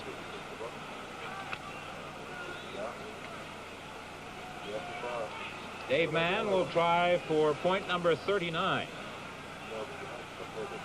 Oh, the fireworks have not taken place at the Pacific National Exhibition. The Toronto Argonauts have provided a few of their own, much to the dismay of a capacity crowd at Empire Stadium. It's now 39-14. Don, the fans in Vancouver have been down on the Lions, and we explained the tough schedule they had to start this season with. And it's perhaps a little unfair, but fans will be fans. Denny Veach got chewed out. He's the Lions GM. After the first game in Calgary, his team lost. He was against Calgary here, and he suggested the fan complaining might have been in a pass. The guy waved his season's ticket to him. Denny nodded his head. He said, "Whatever you say, I agree with. The customer always has to be right." Leroy Sledge, Jake Scott, the kickoff return combination for the British Columbia Lions, with Dave Mann, number 16, getting the signal from referee Al Dryborough. Lassiter takes the kickoff and almost immediately steps into touch at the 20-yard line, and the fans don't exactly approve of that maneuver. A 47-yard kickoff and a 2-yard return. Seems to be an unfortunate comment of mine a while ago that the BC Lions' best offensive play was a kickoff return, because I'm sure for the BC Lions coaching staff, they've used it far too often this evening. 11 minutes and 9 seconds still remain to be played in the third quarter.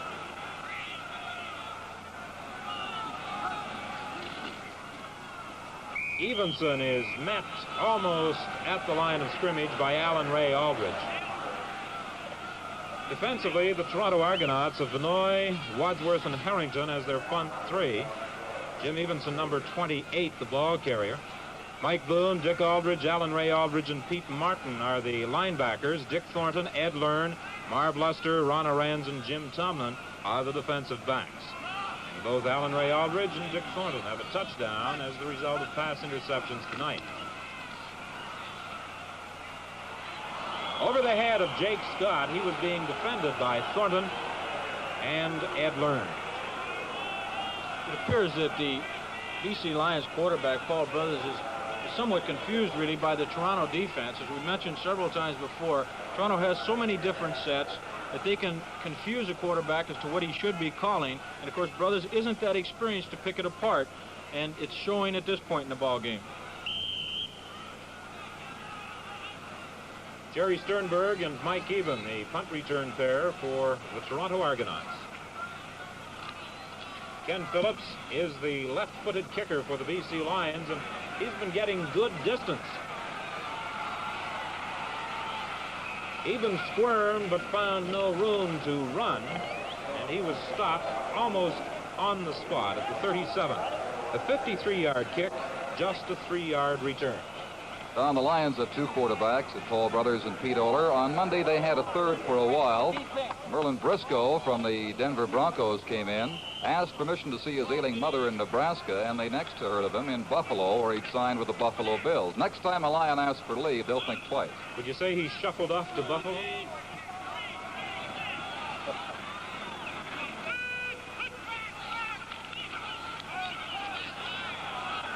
Incomplete, intended for Bobby Taylor. Dave Ray was applying pressure. The Toronto Argonauts also have an excellent backup quarterback, Don, in person of Frank Constantino. The fans might be interested to know.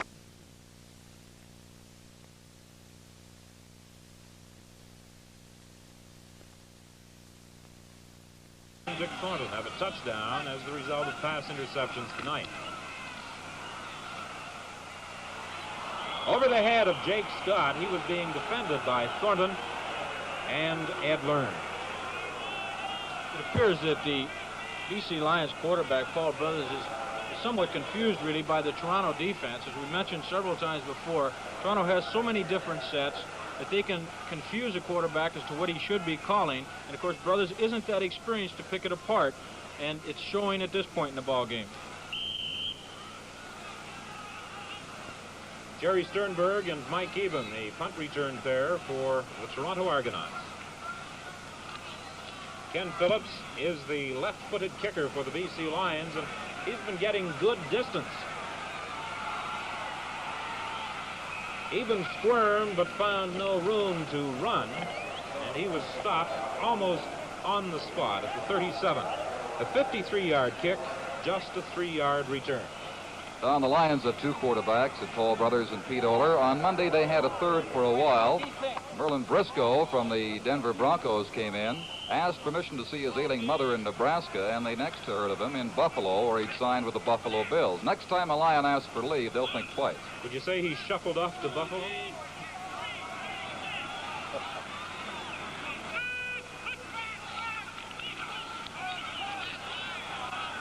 Incomplete, intended for Bobby Taylor. Dave Ray was applying pressure. The Toronto Argonauts also have an excellent backup quarterback, Don, in person of Frank Constantino. The fans might be interested to know that Frank is authoring a thesis on the Canadian Football League, which will be published this October. Limping to the bench for the Toronto Argonauts is Chuck Lebrock. His spot has been taken at the guard position by Charlie Bray, number 57.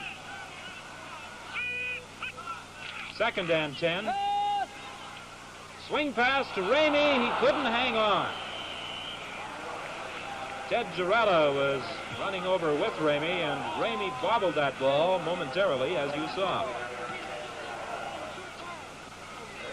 Just wondering if Dave saw the highlights of Ted Girella hitting Christian, the offensive back of the Hamilton Tiger Cats.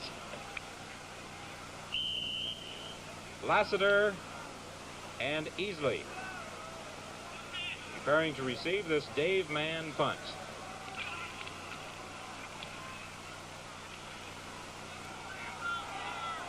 Easley takes it.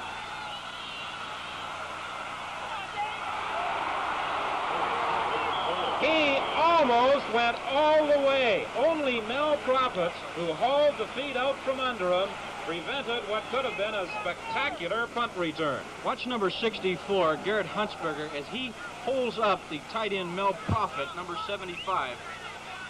Prophet finally gets down to make the stop, but a tremendous return, 26 yards.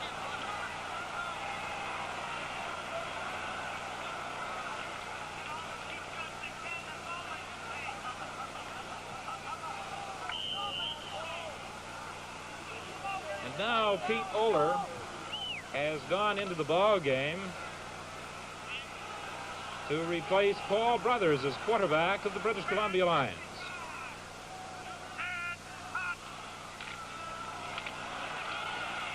The home run toss aimed at Jim Young, intercepted by Marvin Luster, tackled by Jim Young way down at the 13-yard line.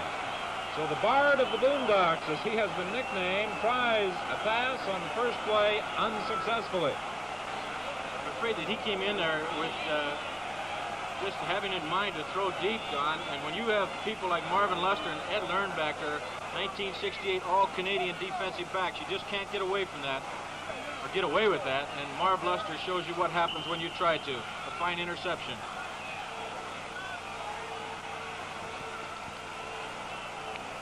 Because of his proclivity to poetry writing, Denny Boyd of the Vancouver Sun nicknamed Pete Oler the Bard of the Boondocks. He may have a few poems to write about that particular play, but in the meantime, it's Bill Simons, the ball carrier, stopped by Dave Toby.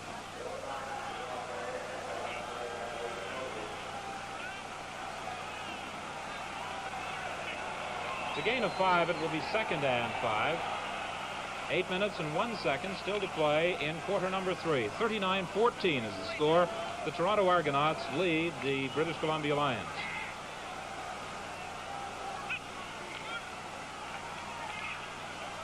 Pass to Bobby Taylor.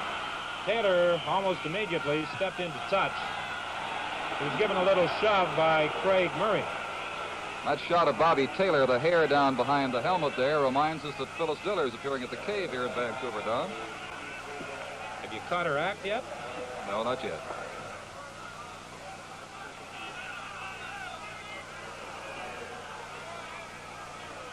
Don, I think making comments about Bobby Taylor like that, you're much safer up here in the booth announcing the ball game than you are on the opposing team. He's quite a tough little boy. The Argonauts are somewhat concerned as they await the result of this measurement, which does give them a first down. About the future of Bobby Taylor, there is a possibility that he may give up his football career to move into professional hockey. And if he does so with Philadelphia of the National Hockey League, well, that, of course, would mean he would go to training camp within a couple of weeks.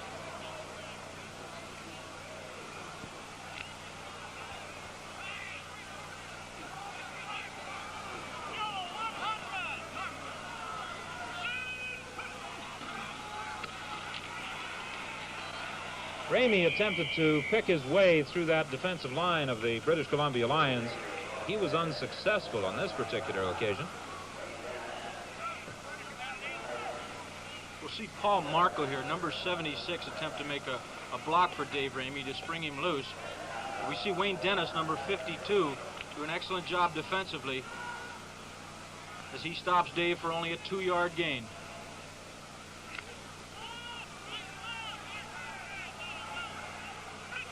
Second and 8 from the 27. Pass to Bobby Taylor. Again, he's forced into touch by Ted Girella. It again is rather close to a first down.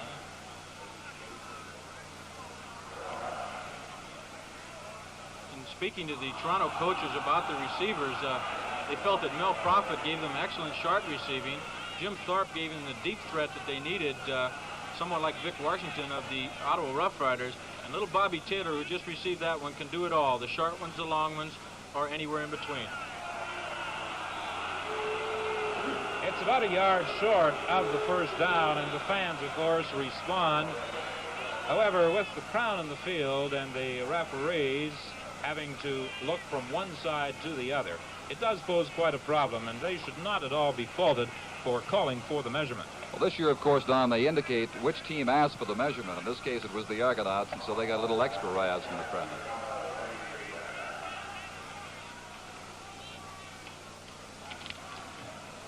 So looking at 3rd and 1, the Toronto Argonauts, with that comfortable 25-point advantage, are taking no chances as Dave Mann goes back to do the punting.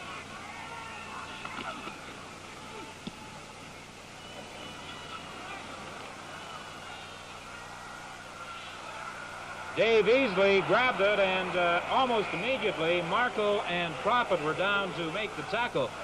But the official on the spot flipped the flag, and it will probably be a no-yards call against the Toronto Argonauts. A 39-yard kick, a 2-yard return. I believe it was a call against Mel Prophet, number 75. He was a little bit overly enthusiastic, and the ball came back a bit his way, and I think he was about 3 yards from the receiver, which, of course, causes a no-yard penalty. From the 49, it's 1st and 10 for the BC Lions, and Paul Brothers is back at quarterback.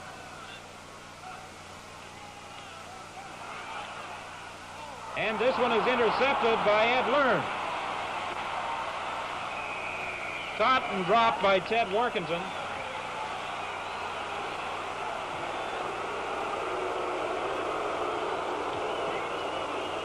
I don't think we need to tell you, if you have the volume on your television set turned up, that the fans at Empire Stadium are not pleased with the performance they're watching tonight. First, Pete Oler throws an interception to Marvin Luster, and now Paul Brothers flips one into the arms of Ed Learn. That's the 4th interception by the Toronto Argonauts tonight. From the 52, it's 1st and 10 Toronto. Dave Ramey, the ball carrier. He stumbled at about the 42 and drove down to the 38. Dave Easley made the tackle. Again, Charlie Bray, number 57, the right guard, and the veteran Danny Nicolak, number 60, open a big hole for Dave. And, of course, he knows what to do with it once he gets in that secondary. So from the 38, it's 1st and 10 for the Toronto Argonauts. Oh, Bill Simons knows what to do with it. All the way to the 12-yard stripe with Dave Easley making the tackle. I'm sure Jim Heighton is feeling right now that it's so close yet so far away. He almost had Simons at the line of scrimmage, but he misses him, and Simons rolls up the middle for a 26-yard gain before he's stopped by Easley. Toronto from the 12-yard stripe, 1st and 10.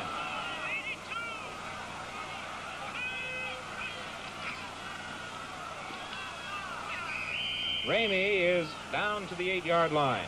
The coach of the Toronto Argonauts rather relaxed. I don't know whether he is lighting that particular cigar or is he just going to hold it in his hand for a more opportune moment when he feels the ball game is secure and then light the stogie.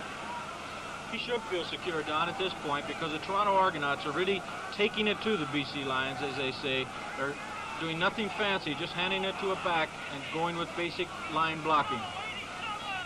Gain of 4, it's 2nd and 6 from the 9.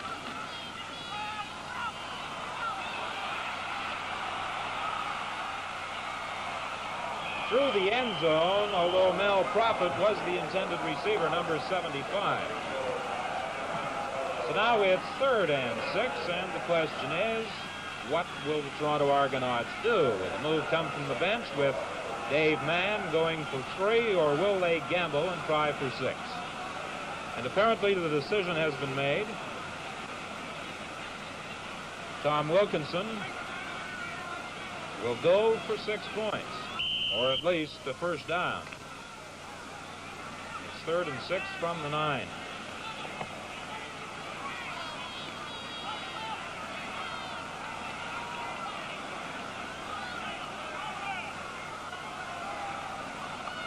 Well, if you were quarterbacking, what play would you call?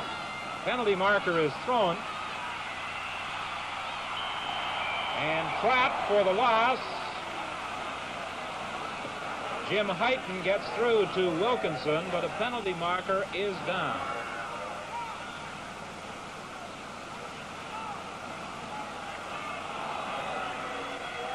Offside was the charge against the Argonauts. Thus, the penalty is declined by the BC Lions, and they snuff out that potential Here we see rally. Garrett Huntsberger, Don, doing an excellent job defensively, and he's finally the one that puts the final touches on Tom Wilkinson, the Argo quarterback. There's a timeout in the field at the 12-minute mark of the 3rd quarter. The score is the Argos 39, the BC Lions 14.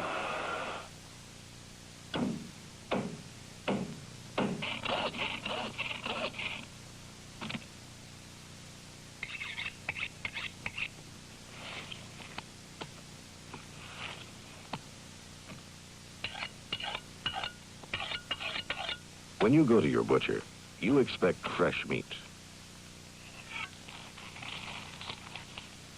Meat at the peak of its flavor. And keeping meat fresh means constant refrigeration. You know it, your butcher knows it, and we know it.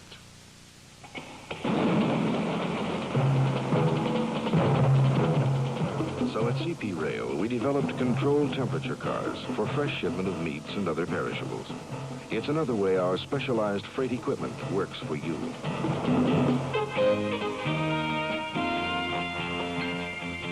CP Rail, another way Canadian Pacific serves you.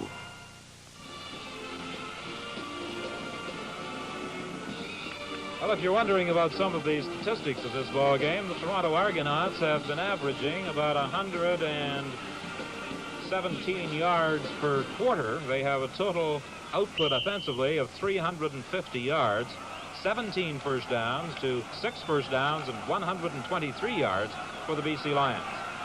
The Lions have a first down from the 15. Leroy Sledge carrying the football.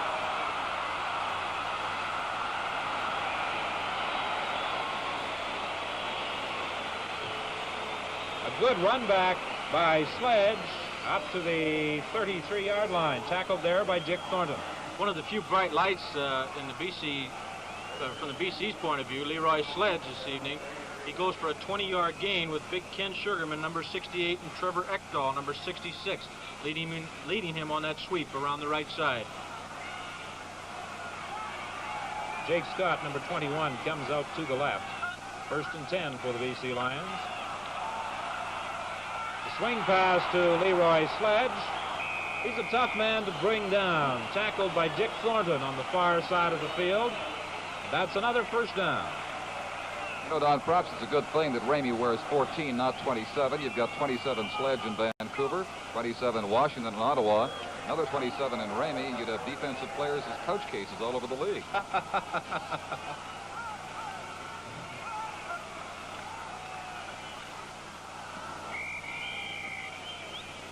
Jim Evenson tackled by Alan Ray Aldridge.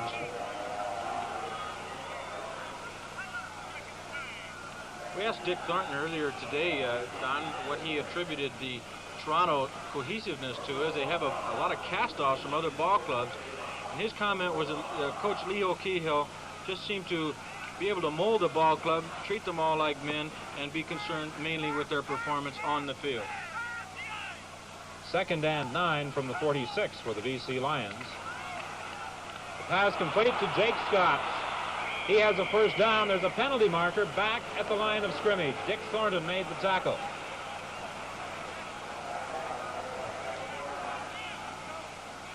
We'll wait for referee Al Dryborough to give us a signal. First down signals the referee.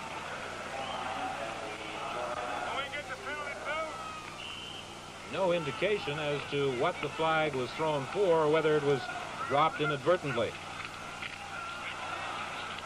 The pass complete to Jim Young. He is forced out in front of the BC bench by Jim Tomlin.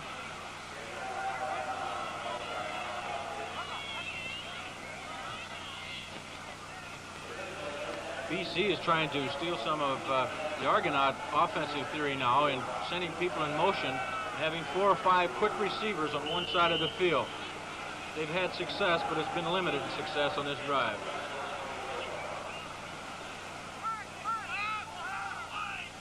Second and a couple from the 44-yard line. Jim Evenson crosses the 40 into the 39 for the first down. The official attendance has just been announced tonight, 27,671.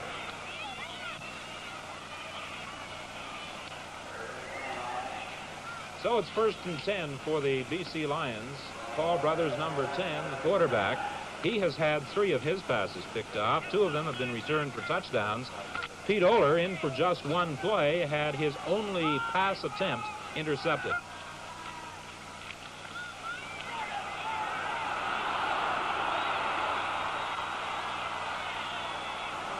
Ed Harrington came from behind to make the initial contact with Paul Brothers, and then he received assistance in finally tackling the BC quarterback, but not before he had again advanced the yardstick. This is what happens when you don't contain a quarterback. And all the receivers from the BC Lions going deep, the Argonauts playing a man-to-man defense. Paul Brothers had quite a bit of room and gained 16 yards. This could be the final play of the third quarter with 3 seconds remaining on the clock. Complete to Jim Young, who grabbed it in front of Ed Learn, and then Dick Thornton came over to assist in the tackle. That's the end of the third quarter. The score is the Argonauts 39, the BC Lions 14. We'll have more CFL action after this message.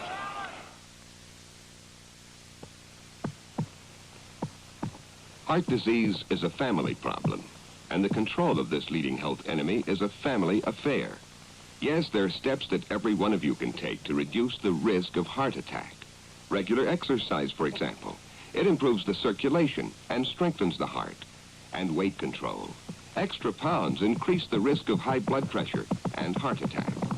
Another way to reduce your family's risk is to eat a good, balanced diet, low in cholesterol and saturated fats. Control of high blood pressure reduces the risk of both heart attack and stroke. And remember, too, heavy cigarette smokers have heart attacks at a rate 2 to 3 times higher than non-smokers. Yes, there are steps every member of the family can take to reduce the risk of heart attack. And the first step is to your doctor's office to see him regularly. For more information on reducing the risk of heart attack, ask your heart association.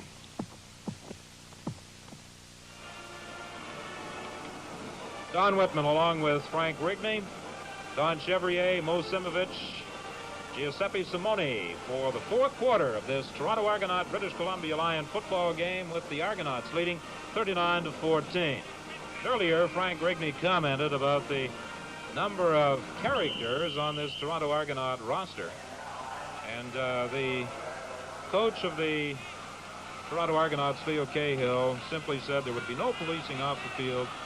Don't do anything to bring shame to the Argos and get our team into the Grey Cup.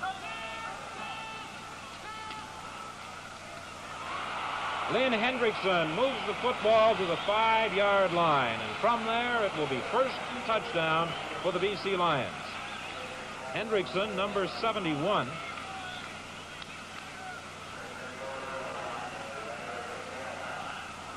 This year, Hendrickson has caught 16 passes for 2 touchdowns, and he's number 3 on the pass receiving list in the West. Sledge hammers his way to about the 2, tackled by Alan Ray Aldridge.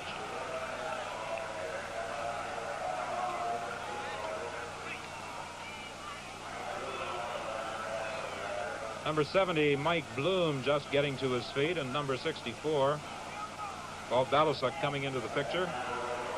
He's replacing number 31, Dick Aldridge, at a linebacking spot.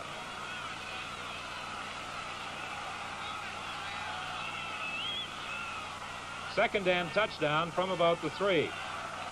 Sledge struggling. He's in there.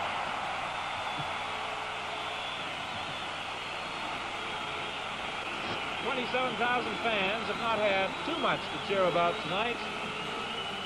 But the BC Lions had their 20th points with Leroy Sledge into the end zone for the major score. Commented several times on that exact play, Don, about the blocking of Mike St. Louis, number 67, and Trevor Ekdahl, number 66. But I think the big factor in that play was Leroy Sledge's determination to get into that end zone, and he certainly did it. It was quite an effort. Girella misses on his extra point attempt. So the score remains the Toronto Argonauts 39 and the British Columbia Lions 20. Don, you see how tall those goalposts are as the camera just leaves them now. They were increased in height for the benefit of Ted Girella. The Lions thought the officials weren't really giving him his due, because sometimes he would kick so high they couldn't judge if it was through or not. Well, that time they'd have to widen the post for Ted to get the convert. In the pregame warm-up, we might also point out that Ted Girella was attempting field goals from 65 yards out. I believe the coach of the BC Lions, Jim Champion, was quoted earlier this year as commenting that sometime or other he would give Girella an opportunity to try one from that far. And if there is a wind to the advantage of Ted Girella, I'm sure that sometime in the season you might see an exceptionally long field goal try.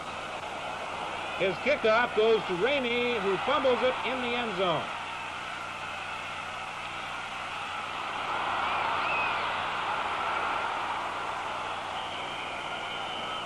Frank, I think most fans across the country will agree that Dave Ramey is having a rather impressive debut as a Toronto Argonaut. He certainly is. Wally Giebler is going to have to play tremendously for Winnipeg for this trade to look good from their point of view. Dave takes off up the middle, and if he could have just gotten one more step on Girella, I'm sure that he'd gone all the way. A 67-yard kickoff and a 48-yard return. Toronto 1st and 10, the ball at the Argonaut 46.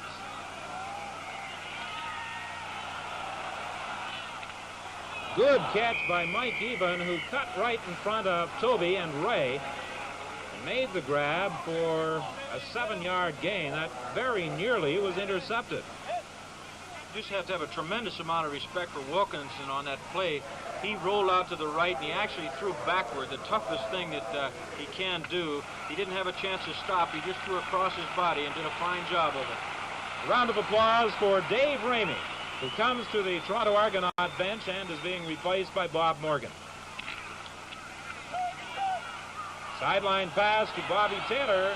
He is caught by Jerry Bradley, and the official marks it as just short of the 50 of the British Columbia Lions, but a first down for the Toronto Argonauts. Don, you were talking a while ago about Girella, and there's a story here in Vancouver that at practice one night, Jimmy Young told Ted Girella 30-yard field goals are easy. He tried one and made it. Ted said, fine, let's turn around and see how you do. Ted put it through, and Jim missed.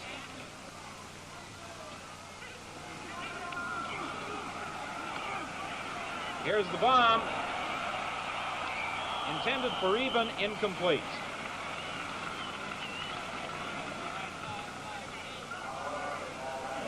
Good pressure again by Garrett Huntsberger, number 64. He seems to be the only BC Lion that's able to put any pressure at all on quarterback Wilkinson of the Argonauts. Again, Dave Ramey goes in and Bob Morgan comes out. It's 2nd and 10. The ball just short of the 50 of the British Columbia Lions. Simons driving through. He's got a hole, and he's down to the 35-yard line. And undoubtedly, the running of Bill Simons will be aided by the presence of Dave Ramey. We have a stoppage in play at the 3-minute mark of the 4th quarter. The score is the Argos 39, the BC Lions 20.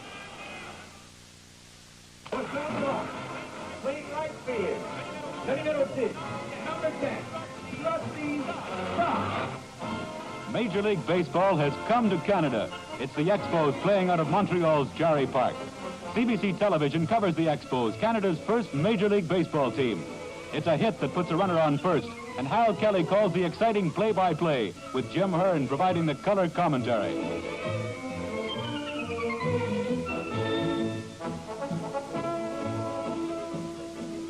It's a walk that puts another runner on first and moves Expos' first man to second. And then there's the left fielder, Mac Jones. Deep to right center field. That's out of here. All the way. Home run! See the Montreal Expos in action Wednesdays on CBC Television.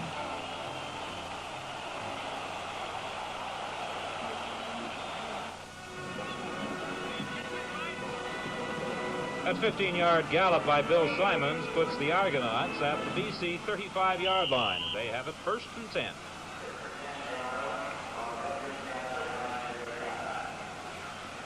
Huntsberger, Heighton, Wayne Dennis, and Bob Brown, the front four, preparing to thwart this charge by the Toronto Argonauts, directed by 19 Tom Wilkinson.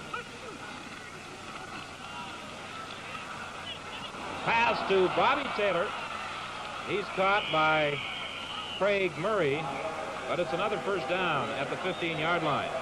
Craig Murray, of course, is back in the lineup of the British Columbia Lions after suffering a serious face and eye injury in the second game of the season out in Regina.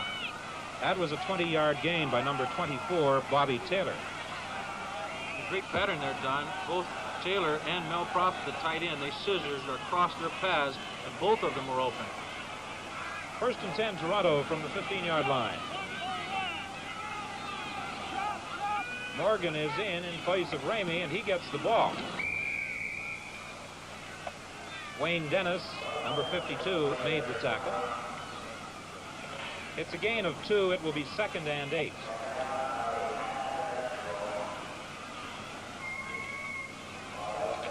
Well, Leo Cahill having a little difficulty with that cigar.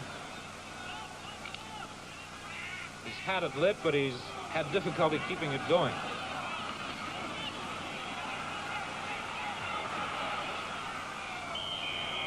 Tom Wilkinson flipped that ball well over the head of Mel Prophet. I think he may have realized he was in a little bit of difficulty. There seemed to be some mix-up on that play, Don. There were several receivers in the same area.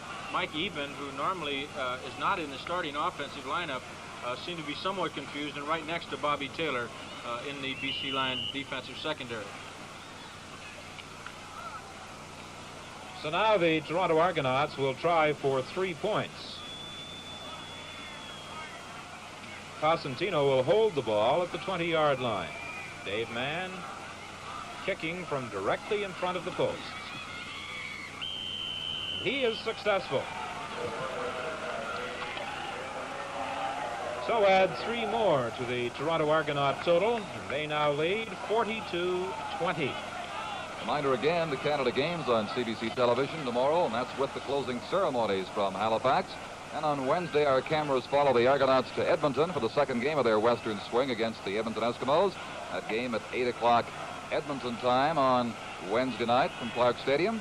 And then, of course, baseball on the CBC television network on Saturday, the baseball game of the week. Sports action aplenty on the CBC television network.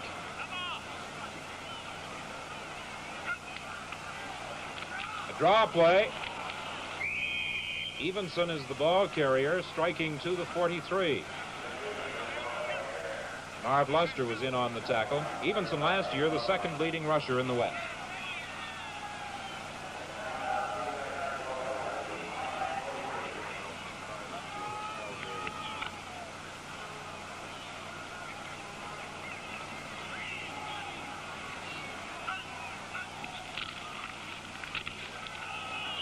Leroy Sledge crossed the 45-yard line and had his feet yanked out from under him. Not almost a forgotten man in the Argonaut quarterbacking ranks is Frank Cosentino, what with Gabler and Wilkinson to contend with. Now that Gabler's gone, of course, Frank's the #1 backup man, and he's warming up, may make an appearance later. But at the moment, the British Columbia Lions have the foot.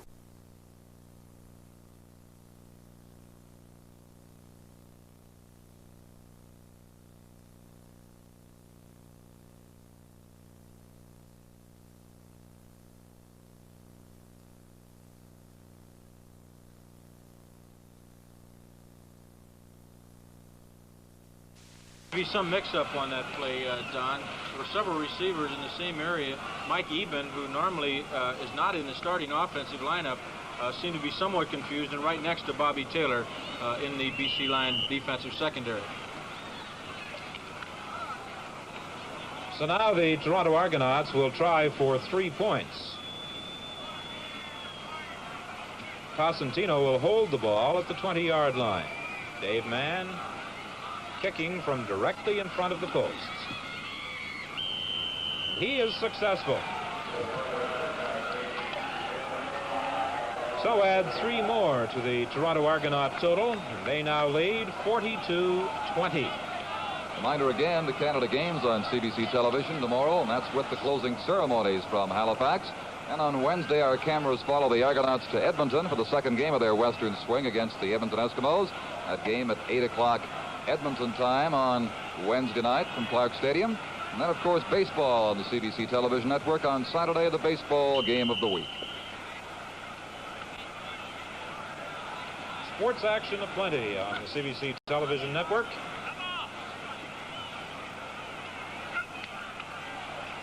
A draw play. Evenson is the ball carrier, striking to the 43. Marv Luster was in on the tackle. Evenson last year the second leading rusher in the West.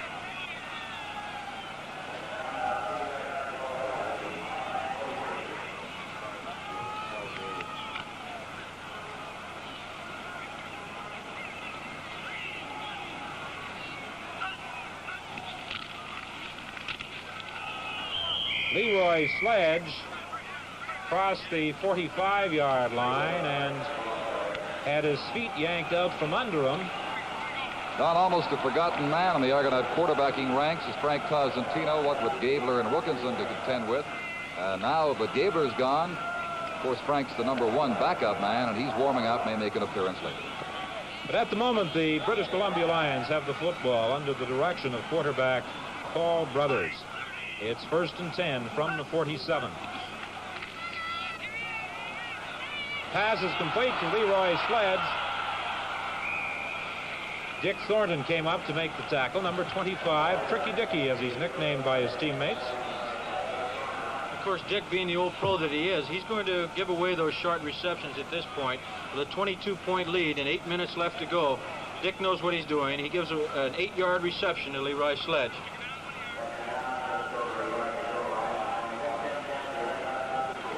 It's 2nd and about 1.5 for the British Columbia Lions from the 54 of the Toronto Argonauts. And this is first down territory for Jim Evenson.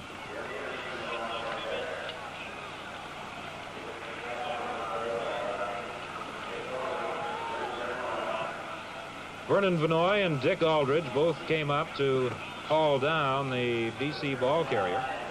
It's 1st and 10 for the Lions. The ball at the 51 of the Toronto Argonauts. Jake Scott goes wide to the left.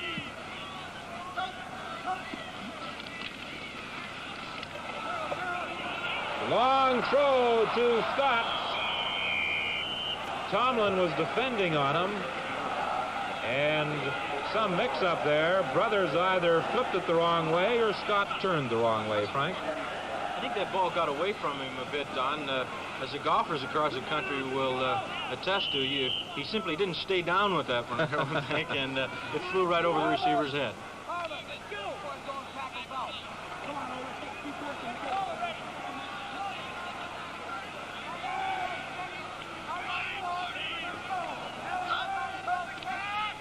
Second and 10 from the 51. Incomplete, intended for lefty Hendrickson. And it will be 3rd and 10. Jim Tomlin was defending against Hendrickson. Tomlin came to the Toronto Argonauts this year from the New Orleans Saints of the National Football League. Might be interesting for the fans to note if British Columbia punt here, their punter Ken Phillips, who's a left-footed kicker, number 22, and kicking for them the first time this year. He drops the ball from an awfully high position. I'm just wondering if on an evening when there's high winds, if he's going to have a problem. He had something of a problem with the low snap and didn't get that ball away particularly well. A penalty marker is down and no yards. Maybe the infraction as Jerry Sternberg returned it. And Hendrickson was in too close. As a matter of fact, he almost caught the football. 34-yard kick, a 5-yard return, and we're waiting for the signal from the field. And when the Argonauts do scrimmage the ball, Frank Cosentino will be the quarterback, number 11, replacing Tom Wilkinson. Number 60, conferring with the officials, is Danny Nicolak. He's been around for a long time, Don Chevrier.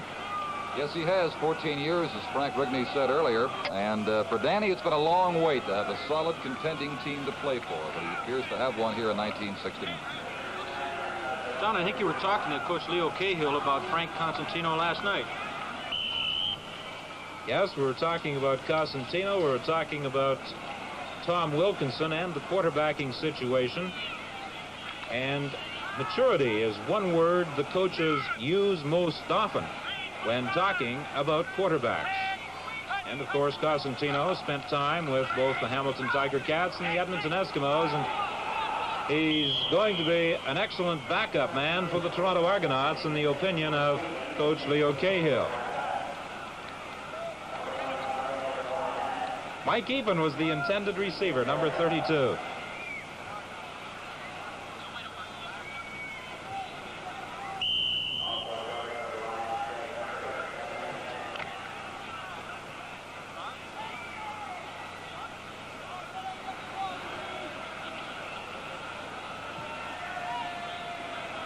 Second and 10 from the 31 for the Toronto Argonauts. They lead 42-20.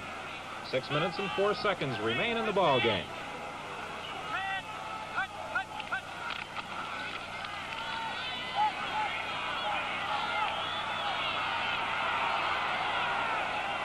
Pass complete. On the far side of the field, forced into touch, is Jim Henderson, number 72. Craig Murray made the tackle, and the Toronto Argonauts advanced the football 22 yards, and Coach Leo Cahill is doing some rather free substituting in this fourth quarter. Frank Cosentino moved around back there quite nimbly, Don, on that one, and that's something that he certainly hasn't been noted for in the past. He's been noted for that strong arm, which he showed you on the previous play to that one, which was incomplete. From the 53, it's 1st and 10.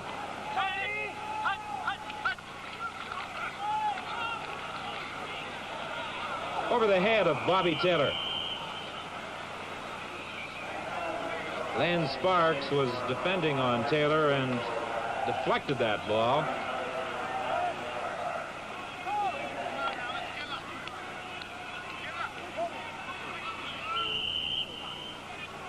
It will be 2nd and 10 for the Argonauts from the 53. Might be interesting for the fans to try to pick out when BC is in a zone defense and when they're in a man-to-man.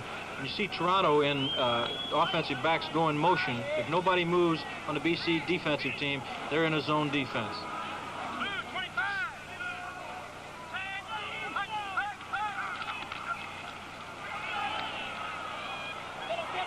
Morgan, the receiver, cut down almost immediately by Dave Tobey, and it was Tobey who was in on quarterback Frank Cosentino. He's number 51, just now getting to his feet.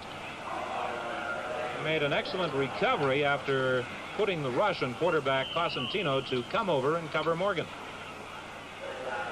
A loss of 8. It will be 3rd and 18 for the Argonauts. Dave Mann stands back on the 32 to do the kicking.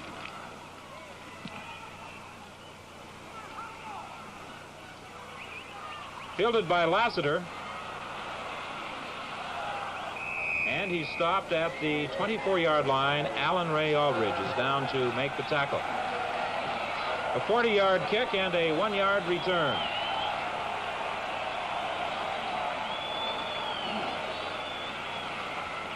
Don, you mentioned the changes the Argonauts are making, and this likely is because of that game coming up just 3 nights from now at Clark Stadium in Edmonton on Wednesday against the Eskimos.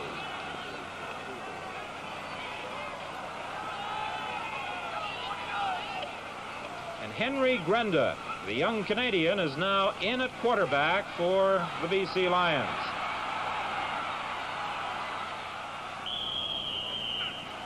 Pete Martin made the tackle.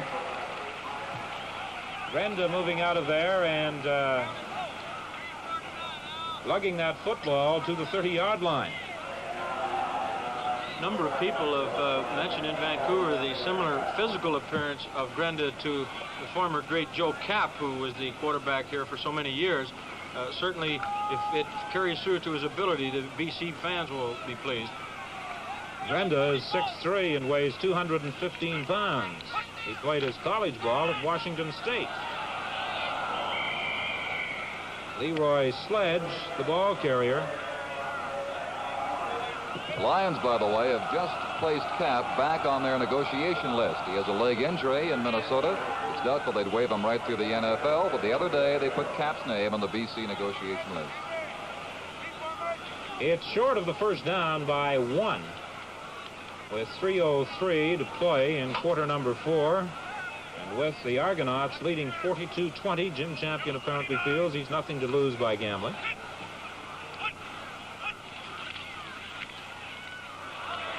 And again, the Lions are successful. We have a stoppage in play at the 12-minute mark of the 4th quarter. The score is the Argos 42, the BC Lions 20. The brute strength and the endurance of running a mile in under 4 minutes.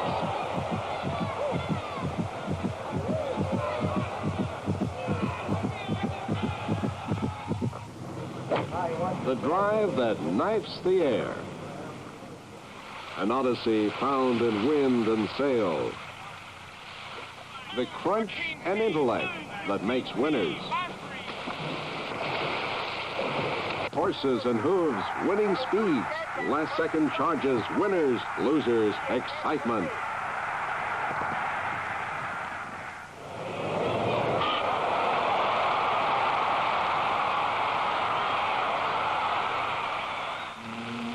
Championship competition. All the sports, all the champions. What television is all about on CBC. See Canada Games action and the closing ceremonies tomorrow on CBC television. Leo Cahill, the head coach of the Toronto Argonauts, enjoying this game. His opposite number is not. Intercepted. Sternberg picks it off, and he's tackled by Jake Scott down at the 38-yard line. Number 34, Jerry Sternberg, who came to the Argonauts from the Montreal Alouettes, makes that interception for the Argonauts, and I think that's number 5 in this ball game. You can't give the ball away that many times, obviously, Don. I don't know if you could call that an Argo bounce, seeing the ball didn't hit the ground, but they've certainly got the breaks tonight, although well-deserved on their play. Cosentino, the quarterback.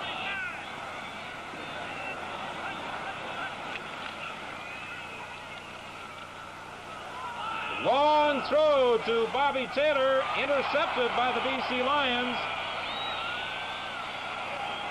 In the end zone, coming up with that football is Craig Murray, and now we have another shoving duel going on in the end zone as we take another look at this play. Here we see Cosentino throwing that ball 50 yards in the air, but Girella makes the interception on the attempt to Bobby Taylor. Of course, Taylor's not one to be pushed around. There was a bit of a conversation between them down there.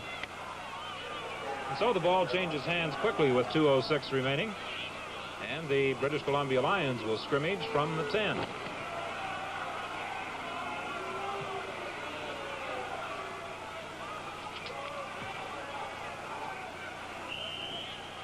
On Wednesday night, of course, the Edmonton Eskimos have the task of attempting to stop this Toronto Argonaut machine. The CBC television network will be in attendance for coverage of that game.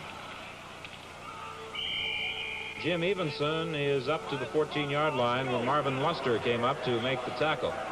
Evenson 28, 55 is Max Huber, 71 is Hendrickson, and 11 is the quarterback Hank Grenda. A crowd of 27,671 at Empire Stadium heading for the exits. Some of them probably heading out to partake of the entertainment provided right next door by the Pacific National Exhibition.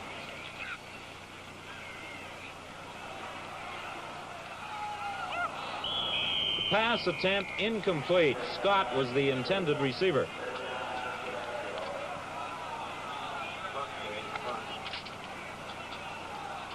So it's third and a kicking situation for the BC Lions. Ken Phillips will be kicking the ball from about the goal line.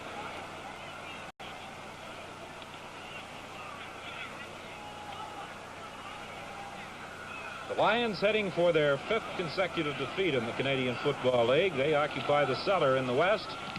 And the Toronto Argonauts, a minute and 19 seconds away from win number 3. They have 1 loss.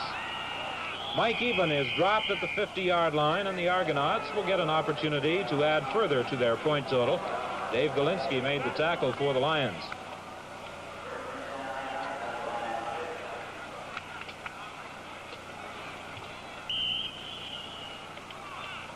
First time the Argonauts had the football tonight. They gave an indication perhaps of what was to come as they drove for a touchdown with Wilkinson from the 14 running it over on a keeper play.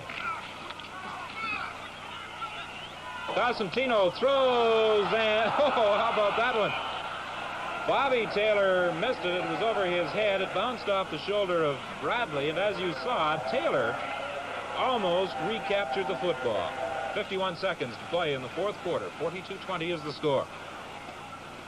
Constantino certainly seems determined to throw that ball deep, and he almost got away with it that time, as you mentioned, Don. Bob Taylor almost came up with that football. 2nd and 10 from the 50. Eben goes to the right. Taylor comes to the left.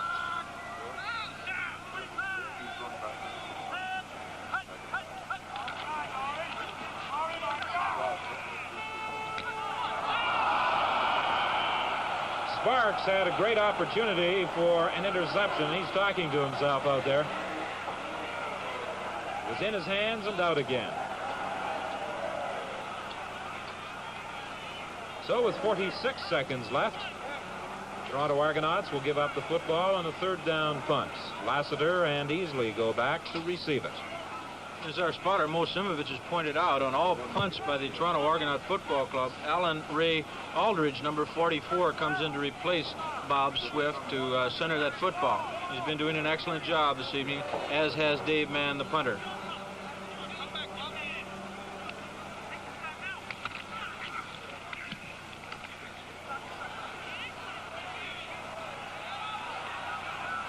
Lassiter flips it out to Easley.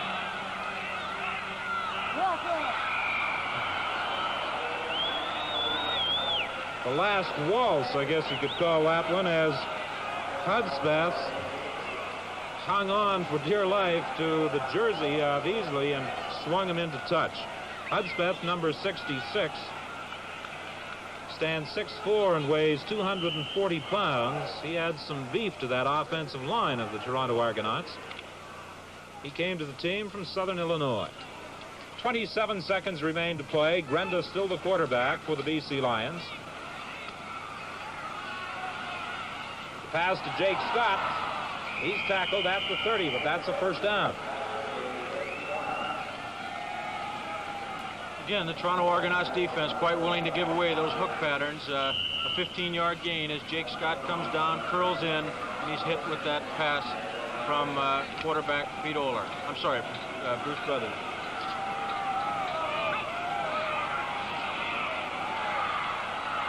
Grenda is dropped back at the 22-yard line. 3 seconds remaining in the 4th quarter. 64 is Garrett Huntsberger.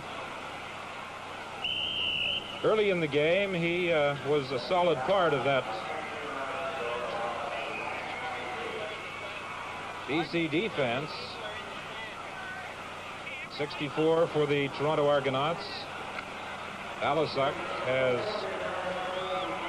gone into the ball game in this 2nd half and played a strong defensive game. The long throw by Grenda. The youngsters are out on the playing field. And the gun sounds to end the ball game. The game is over, and the final score is the Argos 42, the BC Lions 20.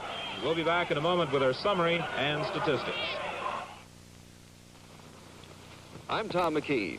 When you want to enjoy the best in Canadian professional football, join the fun and excitement of the college game, watch the quick action on the soccer field, or mix with the crowds that follow hockey, indoor track, and wrestling. You can do it all right here on CBC television. When you want to watch the thoroughbreds running, follow the standardbreds as they pull the sulkies around the track. Feel the tension in the air over a championship putt. Or Watch the exhausting action of competitive tennis. Here is where you'll find it on CBC television. For the best in Major League Baseball action, golf, horse racing, hockey, soccer, college and professional football. Stay with CBC television all season long. See the closing ceremonies from the Canada Games tomorrow on CBC television.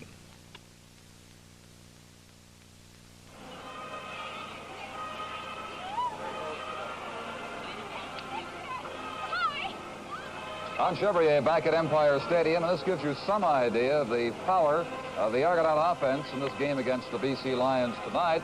The first downs, 20 for Toronto, 14 for BC. Rushing a big part of the Argonaut game, with Simons and Ramey combining for much of it, 223 yards. As a matter of fact, between these two, Ramey had total yardage, passing and running of 169 yards, and he left the game at the 3-minute mark of the fourth quarter for Bob Morgan. Simons, 148 yards, 105 on rushes. 14 for 28 was Tom Wilkinson, the BC Lion quarterbacks. They used 3 at various stages, 5 for 17. The interceptions, 5 by the Argonauts, who tore the BC Lions aerial game apart with their pass interceptions. The punting just about even, the penalties likewise. But the big difference, the total offense of the Toronto Argonauts of 418 yards in this game, as they manufactured 42 points, and again disappoint the BC Lions fans, but give great hope in the East that perhaps we'll have a big struggle between Ottawa and Toronto for the Eastern berth in the Grey Cup, Frank. Certainly, if what was required is a great offensive halfback for the Toronto Argonauts, they've certainly found one, and we all knew it. Dave Ramey, as Don Whitman said before the program began, everybody was looking forward to Dave having a big evening, and he certainly did. There's not much more you can say about him. Adding him to Bill Simons puts the Toronto Argonauts as probably the finest backfield anywhere, although I'm sure that the Ottawa Rough Rider fans will argue with that to a degree. And like you said, it puts pressure on Wally Gabler over in Winnipeg. It certainly does. In order to have the Winnipeg fans happy about it and for Coach Zaleski's trade to look good, Wally Gabler is certainly going to have to show up. But he can do that. He's an old pro. He's proved himself in Toronto, and I'm sure that he can do so in Winnipeg as well.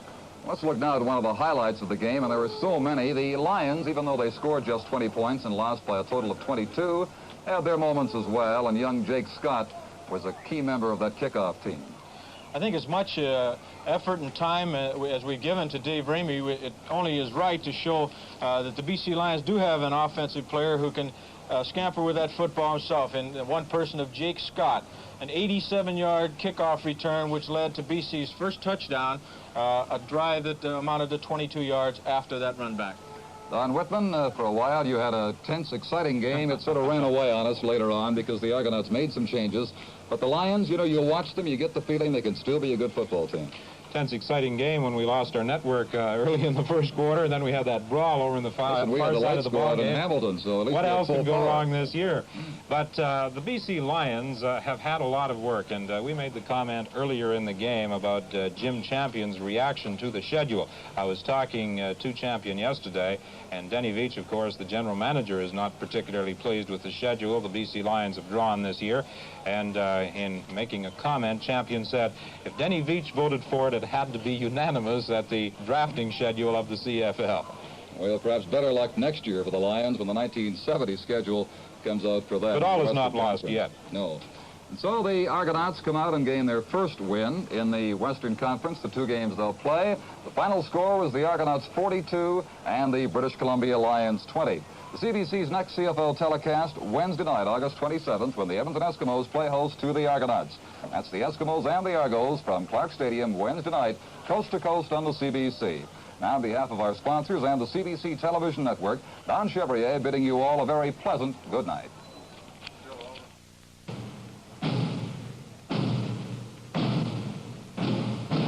Canadian professional football. This portion brought to you by the Canadian Broadcasting Corporation for the best in television sports coverage across Canada every season.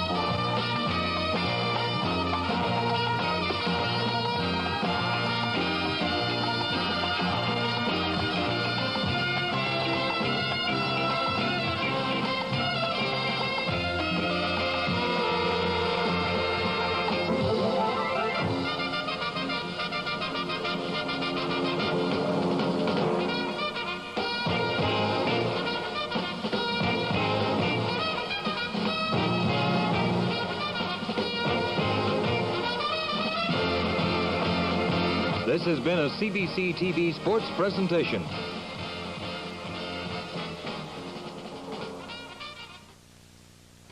This is the CBC Television Network.